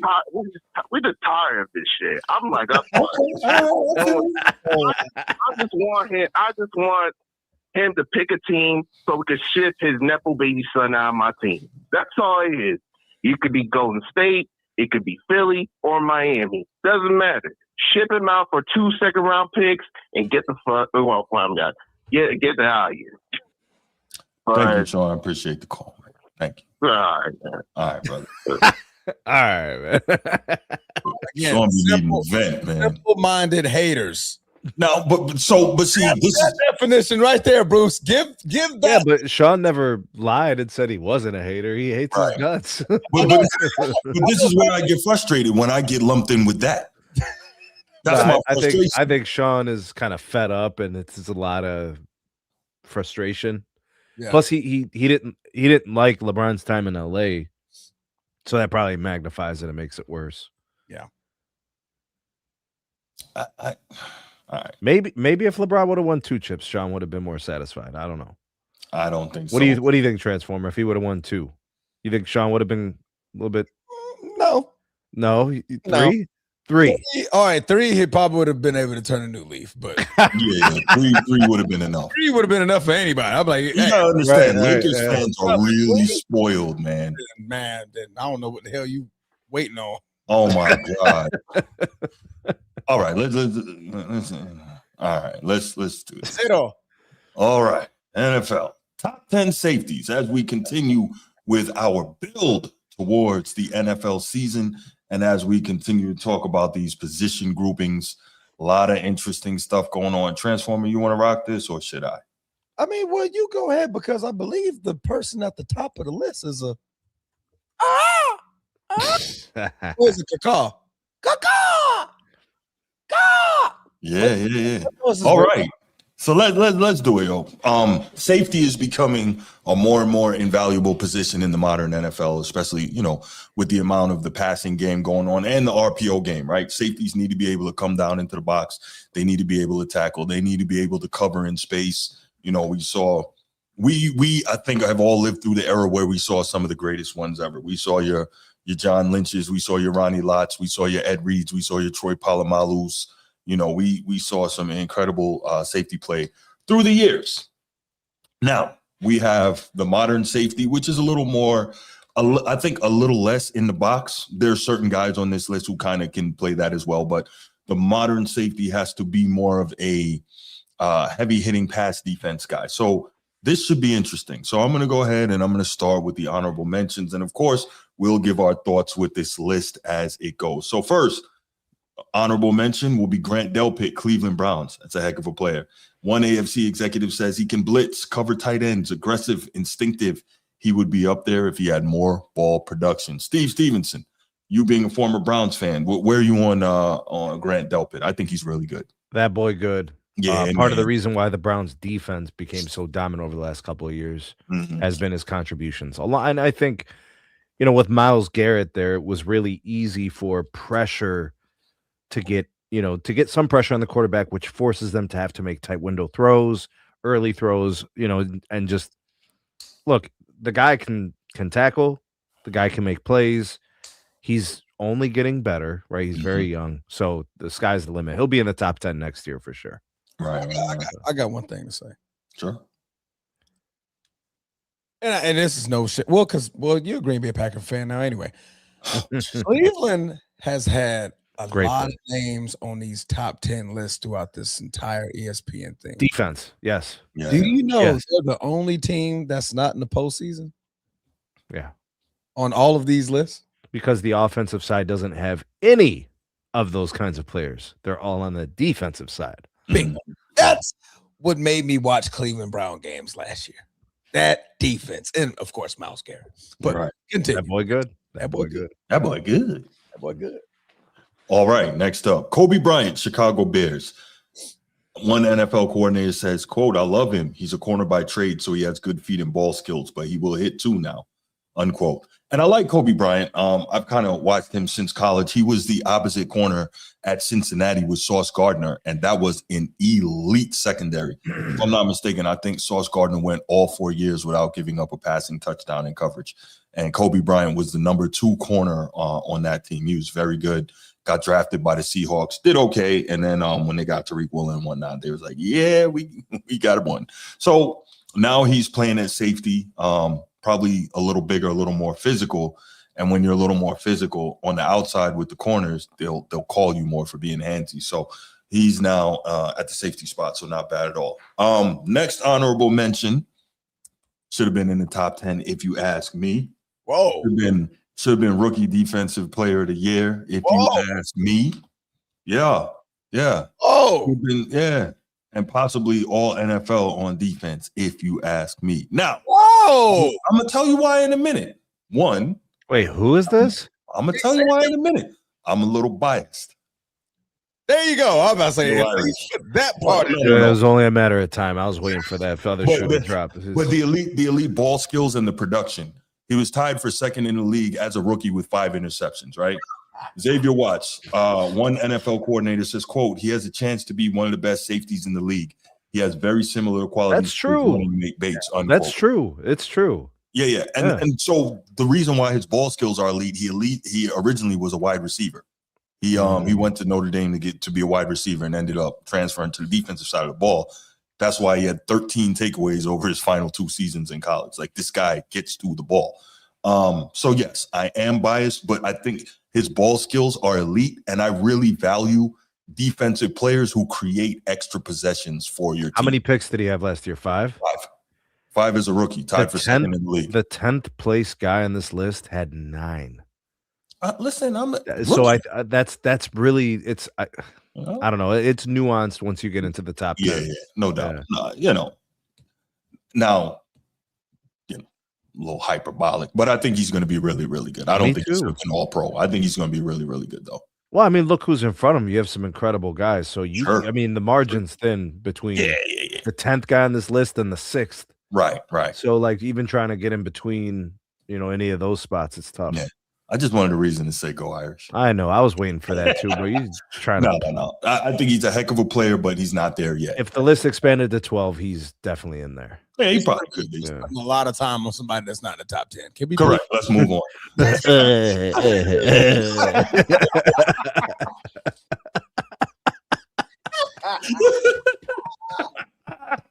No. Next honorable mention: Trayvon Moore, Carolina Panthers. One of the most versatile players in the league. He can play safety, dime, or nickel. Really good rusher. He can blitz. When did the Panthers defense all of a sudden get so good? Crazy, right? That happened in a year? Really fast. Top 10 picking. Man. That shout out to that coaching staff, man. They're doing their job out there. Mm-hmm. They're doing their job out there. Yeah, absolutely. All right. Final honorable mention, Jalen Petrie, Houston Texans. That's another defense with a lot of studs on it and obviously is being coached up extremely well. He's a nickel who can play safety. Don't think he gets nearly enough credit. Would love to have him, says one NFC scout. Yeah, he's good. Would love to have him. Yeah. Yeah, Houston just has dudes all over that defense. I think we can all agree on that. Yeah. All right. So, number 10. Kalen Bullock, Houston Texans. Didn't we just finish talking about the Texans? Yes, we did. Okay. Bullock is one of the brightest young ball hawks in the league. Lined up for 8 or more yards downfield, 87% of the time last season. 9 interceptions over the first 2 years of his career got the attention of voters, several of whom put him in the top 5. Just quick note, 9 interceptions over his first 2 years. Xavier Watts has 5 as a rookie. I'm just saying. But no, this guy really good. You know he's coached well. You know he understands football tape and scheme. You know he's always going to be in the right place, making the right place. So yeah, shout out to him and good player. Any issues with him at 10 here? No, not at all. Awesome. Kirby Joseph, Detroit Lions. So 20 interceptions and 35 deflections in 52 games. That's crazy. 35 PBUs. He's really consistent. Games. Really, like week to week, very impressive. So happy when he got hurt. Yeah, I love to see guys. Wow, damn. Was happy about the his inability to perform against the Packers. Right. His availability during the game. Yeah. How about you say that? Yeah. That's what he meant. We work together on this. Yeah. Right. No, I love to see defensive players who are always near the ball. And I think a bulk of these really good safeties on this list, those are the kind of guys, right? Whether they're in the box making tackles, whether they're in pass breakups and those types of situations. A really good safety is everywhere you need them, like a Swiss Army knife type. And we'll see more of that as we go on. Bruce. What's up, man? Time out. What up? Time the F out. What? Time out. Okay. Steve. Look at this thumbnail. What's thumbnail? Thumbnail for the topic that we're on. What is going on there, bro? What is? What's wrong with this thumbnail, Sneak? Hold up. What did he do, bro? What is wrong with this thumbnail, Sneak? There's nothing wrong with the thumbnail. Bro, what is going on in the thumbnail? Oh, no. You don't see it? I don't know what he's the spelling? No, the actual thumbnail. Like, look at the 3 players. Who's in there? So you have. I see Humphrey. No, that's not Humphrey. That's Kyle Hamilton. Kyle Hamilton. Kyle Hamilton. I see the guy from the Texans. What's his name? That's not the Texans. Wait, who is that? Is that the Falcons? That's Xavier Watts, man. You got him in there for no damn reason. He's not even on the damn list. The hell out of here, Bruce. And Derwin James. Derwin James is a beast. Okay, Derwin James. We're gonna get to him eventually. This man put somebody. You put the number 1 guy, the number 2 guy, and the number 15 guy. 12. What on the top 10 list, bro? Get out of here, bro. What is wrong with you? Dude, you got problems, bro. That's some Notre Dame love. Look at him shamelessly. He's like, right on, bro. Is that Xavier? Why is he on the list? He didn't even make the list.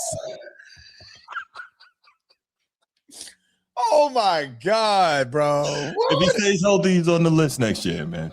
Well, but this is okay, but like it's 2026 right now, bro. Well, he was honorable mention, so he's kind of sort of on. So honorably mention him on the show, but not in the thumbnail. See, I ain't messing with y'all, man. Y'all supposed to be my bro. You know what's crazy? Xavier McKinney is a top 3 safety, and he's not on there. That's what I was looking. I'm like, he got the number 1, the number 2. Where's Xavier? If you're gonna put anybody, at least someone in the top 5, bro. Wait a minute, that's Xavier Watts. Right, can we move along? Look, I'm like, I think that's Xavier Watts' number. Look, now he ain't about the smoke, bro. Before it was cool. Now look at it, bro. Let's move on. Yeah. I'm just saying. Let's move along. Yeah. Go on, bro. Go on, man. Thank you. Did we even get to Butter Baker yet? No, we're on Buddha Baker right now. Arizona Cardinals. That boy good, NFL bro. just can't quit Baker. He's really good since Washington, man. He's nice. Yeah. Since entering the league in 2017, Buddha Baker's the only defensive back with at least 1,000 tackles. That's crazy. A lot of tackles. Perfect safety for any fantasy football league. Strong safety. If you got that position, I've never played fantasy football with a safety. That's crazy. Yeah. You play safeties, DBs, corners, defensive tackles. So tackles, fumbles, interceptions, the score, all the things. Pass deflections. Sacks. Okay. Oh, no, he's really good. He's a bright spot out there in the desert because they haven't had a lot of good teams. Yeah, but he's not good in the pass coverage, though. He's a pure box safety. But, well, that puts him in the right spot, right? You got him in the back half of the list and not the top half. All right, Antoine Winfield Jr. at number 7. So good. So good. Yeah. And, we transform into, we get a lot of Tampa Bay games here. Yeah. Really good. Let's see. Produced a 22.9% ball hawk rate, 8 pass breakups on 35 targets as the nearest defender, along with 2 picks and a sack. Very good. Very good. He's not going to blow you away in any one category, but an outstanding all-around safety. And sometimes, normally I'm a guy that prefers somebody to really lock in and master one thing instead of trying to do everything. But football is a little different. And if you got a safety that can cover a lot of ground and do a lot of things, for instance, Ed Reed, the guy who I believe is the best safety who ever played, he could do it all. So I think there's value in having that versatility. Nick Emenwari, Seattle Seahawks, he's really good too, man.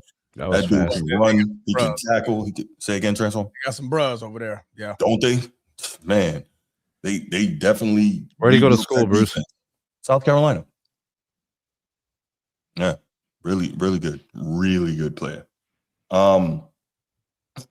Number, where are we? 2.5 sacks, pass breakup rate of 2.1%, second highest among safeties. So I think Brian Branch is the only one with a better rating. Brian Branch is nice too. Yeah. The only NFL player with at least 15 pressures and 10 pass breakups last season, including the playoffs. That's impressive. And he's young. That's the crazy part. He's young. Yeah. So, he's got opportunities to continue to expand and get better and better. Jesse Bates III, outstanding safety. And I think I'm going to bring up Xavier Watts again for 1 second. Xavier Watts has the ability to learn from a guy who's better than him, which is what you always want, Now, if you eventually end up, and I'm not saying you will, but if you eventually end up being better than someone, it's cool. But having the ability as a young player to play with somebody at your position who's better than you that can teach you, I think is an awesome thing. And Jesse Bates he's that guy who can do that. Really, really good. 27 picks in 8 seasons. Not bad numbers at all. Obviously, you're going to have some highs and some lows, but Jesse Bates III, really good at number 5. Bro. What up? Bro. Yes, sir. You put the teammate that didn't make the top 10 on the thumbnail. Why are you still worried about the thumbnail, bro? Jesse Bates was ranked 5th. Why are you still thinking about the thumbnail, man? I tried to tell you earlier, bro. Why are you still worried about the thumbnail? Jesse's ranked 5th. Can we move on? What are you worried about this thumbnail, man? Xavier Watts is on the thumbnail, bro. Why are you worried about the thumbnail so much, man? Man, can we continue? Go on, man. Oh, my head. Brian Branch, Detroit Lions.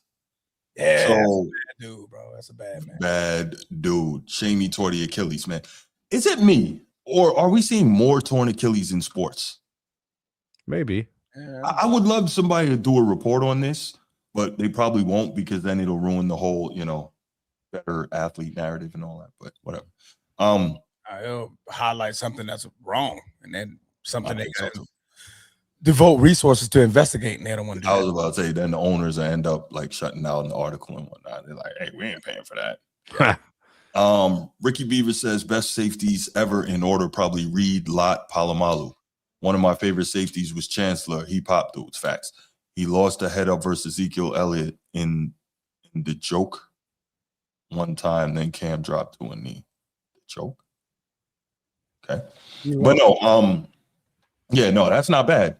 Ed Reed, Ronnie Lott, Troy Polamalu. You guys go with that as the top 3 safeties of all time? Bro, Ronnie Lott was a problem, bro. A problem. That dude hit so hard, man. Yeah. Oh, okay. The hole. Okay, got you. Okay. I don't know though that he was as good in pass coverage. Though. No, I don't think so. But I mean, he blew up plays. Like, didn't he though? Because if you caught crazy. it, he hit you and you dropped it. Let me see the type of guys he's naming. So, Polamalu is probably the most reckless. Ed Reed, probably the best ball hawking skills. Yeah. Chancellor was kind of just, big hitter. I mean, those are good choices, bro. Ain't nothing wrong with that. Yeah, nothing wrong with that. I mean, put Woodson over Chancellor though. Woodson, Charles Woodson or Rod Woodson? Charles Woodson. Charles Woodson, better corner, better safety. Bro, he was a great corner. He was a great corner. That's why I asked that question. When did they move him? When did he move positions? I think a little later in his career when he got with the Raiders, right? Yeah. That sounds about right. Okay. I mean, he was still pretty good as a safety, bro. So hell yeah. I was just curious to know because when you said Woodson, I was like, well, Rod Woodson was Rod Woodson was a good player, but he doesn't belong on a list like that, bro. Well, he's one of the all-time. I would put Rod Woodson as a top 10 corner ever. And then remember when he got older, he went to safety as well. And but he named 4 players as the best ever. I'm not putting Rod Woodson in there. Because that would be like next 4, right? Yeah, okay. Because Rod Woodson, he was all pro at safety and corner. He did it both. Yeah, that's pretty special. Just a couple of guys have really been able to do that. Like all pro at both. Yeah. So, but I get what you're saying though. I'm cool if you say Rod Woodson in the next group, not necessarily the top 4. I'm cool with that too. All right, number 3, go Pack Go. Xavier McKinney, Green Bay Packers.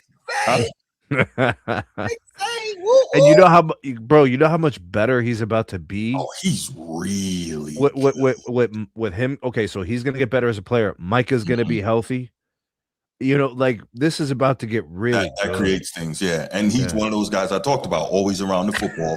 So when Micah, even if he doesn't get the sack, when he's popping the quarterback and the quarterback's throwing it up so he doesn't die, Xavier McKinney's about a deflection. Yeah, about a deflection. I mean, these guys find a way to get to the ball, Right. Yeah. Think about it. If I see Micah coming, I'm trying to get rid of that thing.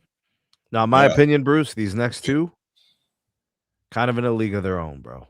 Yeah. Okay. All right. As much as I respect what Xavier McKinney brings to the table, I think these 2, and I'll agree with that. Yeah, I definitely agree with that. Yeah. Read that final line though. McKinney hasn't allowed a touchdown as the nearest defender since joining the Packers in 2024. That's crazy. That's crazy. Right. You ain't getting in that end zone, bro.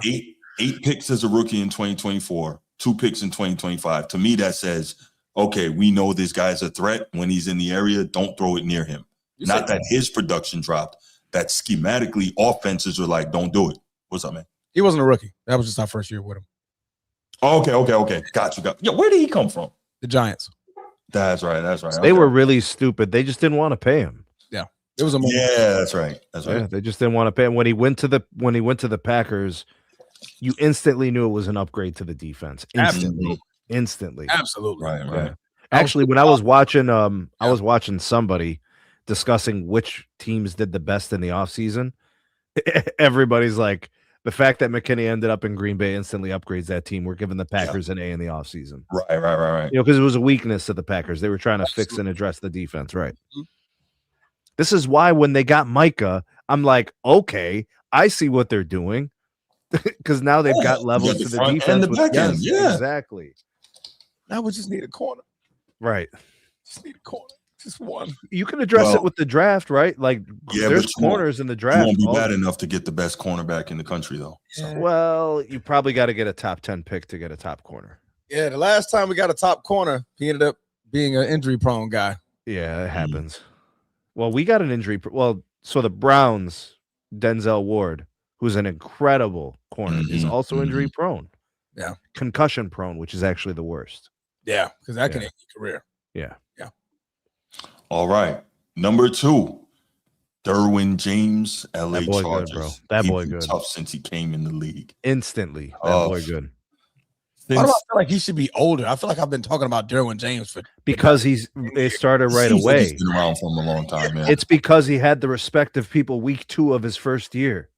Yeah, bro. You know, yeah, bro. No, for sure. 7 seasons, 8 seasons, something like that. Yeah. Since 2024, James has a combined 7.5 sacks, 4 interceptions, 16 tackles for loss, and 14 PBUs.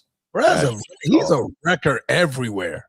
He's one of those guys. I like guys like that, you know? He's a football player.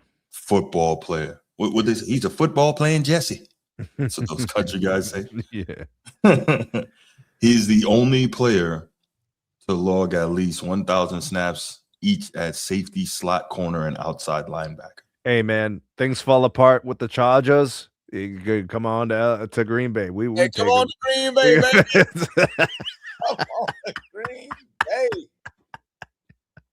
Talk that. UNC? Oh, baby. That's what I'm saying, bro. Yeah.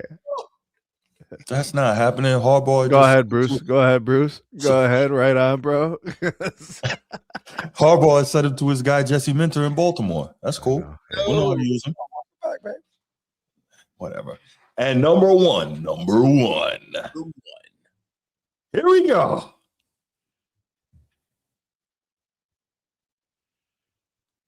Kyle Hamilton. Was dead awful last year. I'm trying to figure out how to. I'm trying to figure out how Derwin didn't get first place consideration. I'm sure he got consideration. Well, he got the highest. Somebody voted him high. Like they vote some. He got some votes at one. Yeah. All right. Hamilton remains a bright spot on what was a disjointed Ravens defense in 2025. Disjointed is a nice way to say trash. But I saw him blow plays last year. Trash. Well, everyone blows plays last year, but it was no, in all seriousness, it was bad. Zach Boyd really started off very poorly defensively. The defense came around later, but you know, Kyle Hamilton. There were games where they were giving up 43 points, Bruce. Yes, Transformer. Just to save face of ranking that man number one, they said on what was a disjointed Ravens defense. They were trying to be nice in how they worded that. Bro, I can admit it. A trash Ravens. Yeah. That's his name for trash that I ever heard. I really can't remember a year where a Ravens defense looked like that, bro. I don't remember. That's it. Trash. Yeah. Right. Check this out. This is wild. Okay. When Kyle Hamilton was on the field last year, opposing quarterbacks had a QBR of 49. Damn. When he's off, their QBR was 90. That means your backups are awful. That must say something about what all the other things going around, you know, like, well, so that has to do with like value above replacement, right? Yeah. Mm-hmm. In his first 3 seasons, 2022 to 24, Kyle Hamilton was the only defensive back to produce at least 15 tackles for loss, 5 sacks, and 5 picks. So that boy good. First team All-Pro more than once. Yeah. I think he's 6'4", like 220, so good size, really good. Yeah. And he's one of those dudes, again, we talk about the Derwin James mold, the guy who can play any and everywhere on the field, Swiss Army knife. Played more coverage snaps in the slot than a traditional safety.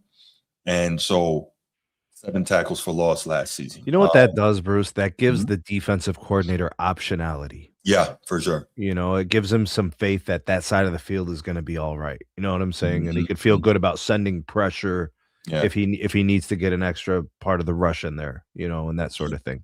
Very valuable player. Very valuable. No doubt.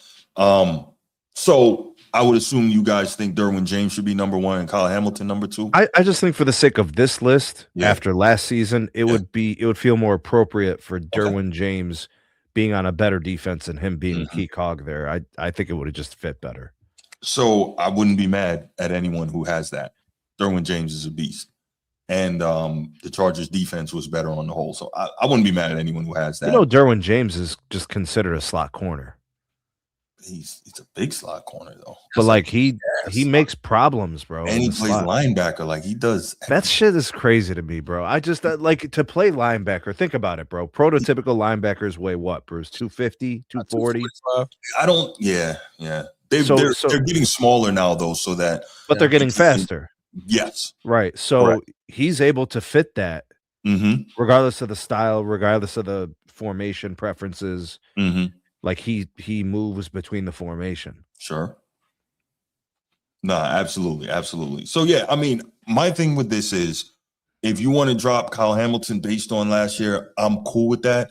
As long as he's top 3 at the position, I'm cool with that too. Oh, he probably belongs in the top 2 still, Bruce. I like, because you know what he is, bro.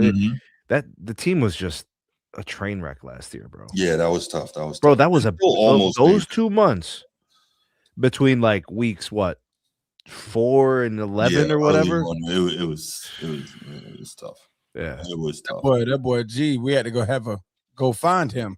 Yeah. Going on. That's my guy. But yeah, he definitely was. Bro, we ain't seen G in a minute, bro. Yeah, he'll be back. Trust me. He'll be back. All right. So to run it down, number 1, Kyle Hamilton. Number 2, Derwin James. Number 3, Xavier McKinney. Number 4, Brian Branch. Number 5, Jesse Bates. Number 6, Nick Emenwari. Number 7, Antoine Winfield Jr. Number 8, Buda Baker. Number 9, Kirby Joseph. And number 10, Kalen Bullock. Pretty strong list at the safety position. And shout out to Xavier Watts. It's all good, bro. I wasn't gonna. It's all good. We'll do it for you. It's all good, bro. Go Irish. Put your damn hand down. Man, Xavier Watts on that thumbnail, not Jesse Bates. That's crazy. That is crazy. Didn't even make the list. It says top honorable mention. Honorable mention. Dishonorable thumbnail. I love that Xavier Watts flips the field for his team. I love that. I'm big on that. He creates extra possessions, especially on a team with a bad offense. There you go. You got to do it. More value. You know? Crazy work. Bruce with the not so humble nod to Xavier Watts. All right, y'all. Let's go ahead and open up the phone lines. Let's take a couple calls on this, and then we will call it a wrap for this evening. Who was the top-rated safety in the draft this year? Ooh, good question. Your boy out of maybe. Yes. Maybe. Yeah, I think so. The kid out of Ohio State, yeah. Yo. Yeah, maybe. Yeah, Caleb Downs, yeah, I'd say so. There you go, Caleb Downs. Right. He with the Cowboys, didn't he? Bro, he was a top 5. What was he, 6? So he went to the Jets. 6? Was he 5th pick? 6th pick? Cowboys. Okay. Where'd he get drafted this year? It was like top. He got drafted high. Yeah. What's up, Bruce? Yeah, man, you got the list. You got the list perfectly right, man. Hey, only thing perfectly right. Only thing is missing with Kyle Hamilton. Maybe he's not a high interception guy. He don't force when he force turnover. He's not a free roaming. He can roam in the back like an air read, but you can play him in so many spots. Hey, Bruce, who's more flexible, Kyle Hamilton or Derwin James? Derwin James, by far. No, it's not by far. I think they're both extremely flexible. Well, I'm asking Bruce because he called. Hold up, bro. Hold up. Bruce, go ahead. You know, Derwin James had some off seasons before Jesse Minter came in there. He wasn't pumped up like that prior to Minter. He was good. He had some good seasons, but he had he tailed off a little bit till Minter came in. But Kyle Hamilton from him is his inception of the Ravens, man. He has been putting so much onus on him to do so many great things. And man, listen, man, wherever you put him, he affects it. You can put him close to the line, you can put him in the back end, you gonna fix it. He's the fixer. If you need a cornerback, you can line him up at the slot. Does he walk on water and raise the dead? What does Bruce say? Yes. He's Anunnaki. Real sick, raise the dead, walk on water. He's the Anunnaki, baby. You know what I mean? Anything big purple, baby. Look up what the Anunnaki is. I know y'all keep tired of hearing me keep saying it. But he's just a special player, man. And the list is pretty solid. I don't see nothing y'all could have put the kid Hawkins there too, though. Now he could have been 9 or 10. The new kid that we got from out of New England last year that paid well. All right, we'll look for that. Jaden Hawkins for the Ravens. But I'm just being, big. Hey, B more. You think Caleb Downs could get into the top 10 after next year? Nah. That's what everybody keep pumping him up like he's the next coming to goddamn Steve Atwater. And I don't see that. All right. The draft says otherwise, but we'll see. But the kid out of Seattle, he's a dog too now. I thought he could have been a little bit high. I think he could have been 3. Wow. Okay. I didn't need Kyle Hamilton to force more turnovers, but far as like him crack and tackling, and you can put him in there, Swiss Army knife. How many interceptions that Kyle got? Like for his career, like 3 or 4. So how many turnovers did he force? Let me see. That's about 5. You know what I'm saying? I ain't been in the league, what, 3 years? Bruce, you got to look at scheme, though, man. You got to look at scheme. He plays in the box a lot. You know that. Yeah, his game record. Yeah, right. And he's a 2-time first-team All-Pro. Like, he's not some scrub. So, to be fair, Derwin James only has 12. But the man also got like 19 sacks. Yeah, Hamilton's got 5. I know you're probably smack and punch me in the back of my damn head. Was Ed Reed really that great? Or we yes. Ed Reed was pretty amazing. Yes. We had a few years we didn't make the playoffs.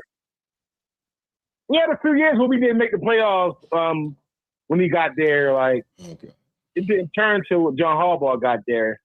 He went about 3 or 4 years without making the playoffs with him at the back end. I don't know. Ed Reed was scoring touchdowns, bro. Actually, we was on that Kyle Bowler phase then. I'm gonna find a segment. I did a segment on Bowler, best safeties. Like That's this is crazy. even before I got on YouTube. I'm gonna find a segment and cut it. It'll be audio, but I'm gonna find it. I just sit back watching all the great safeties the other day. I just went back. Dennis Smith, Shaq Tatum, Ed Reed, Troy Polamalu's, I'm missing somebody. Steve Atwaters.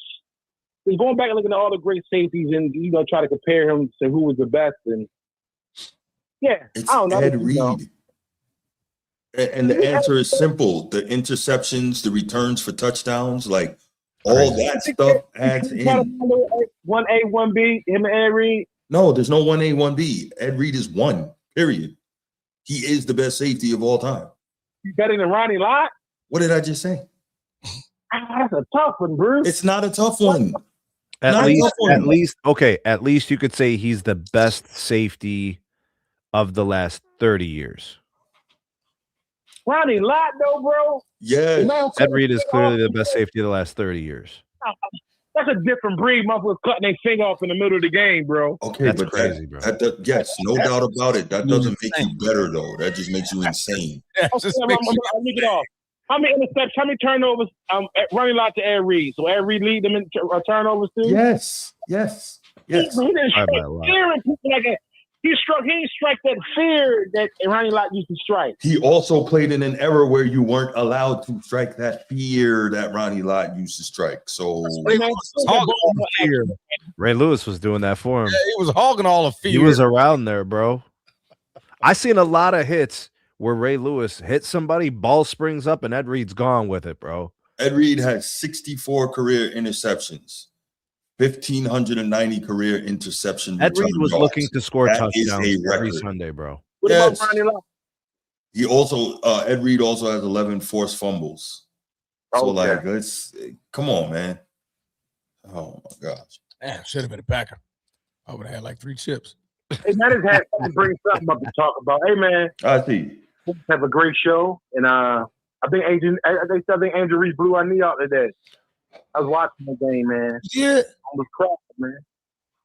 Almost cried, man. I was like, damn.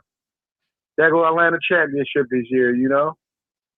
Yeah, for real. We got to talk some WNBA, man. We ain't been talking no WNBA lately, man. Man, man. Hey, go watch No Bull podcast and check that out. You want to talk about how your girl is emotionally unstable? Is that what you want to do? Who is emotionally unstable? CC? Name your favorite player, bro. She's emotionally unstable. Yeah, but I'm gone. But hey, shout out to the coach who basically called Angel Reese a heathen. No, she didn't. Yeah, that's crazy. She didn't call her a heathen. Yes. She said something wild about her, yeah. No, she said, why is she a protected species?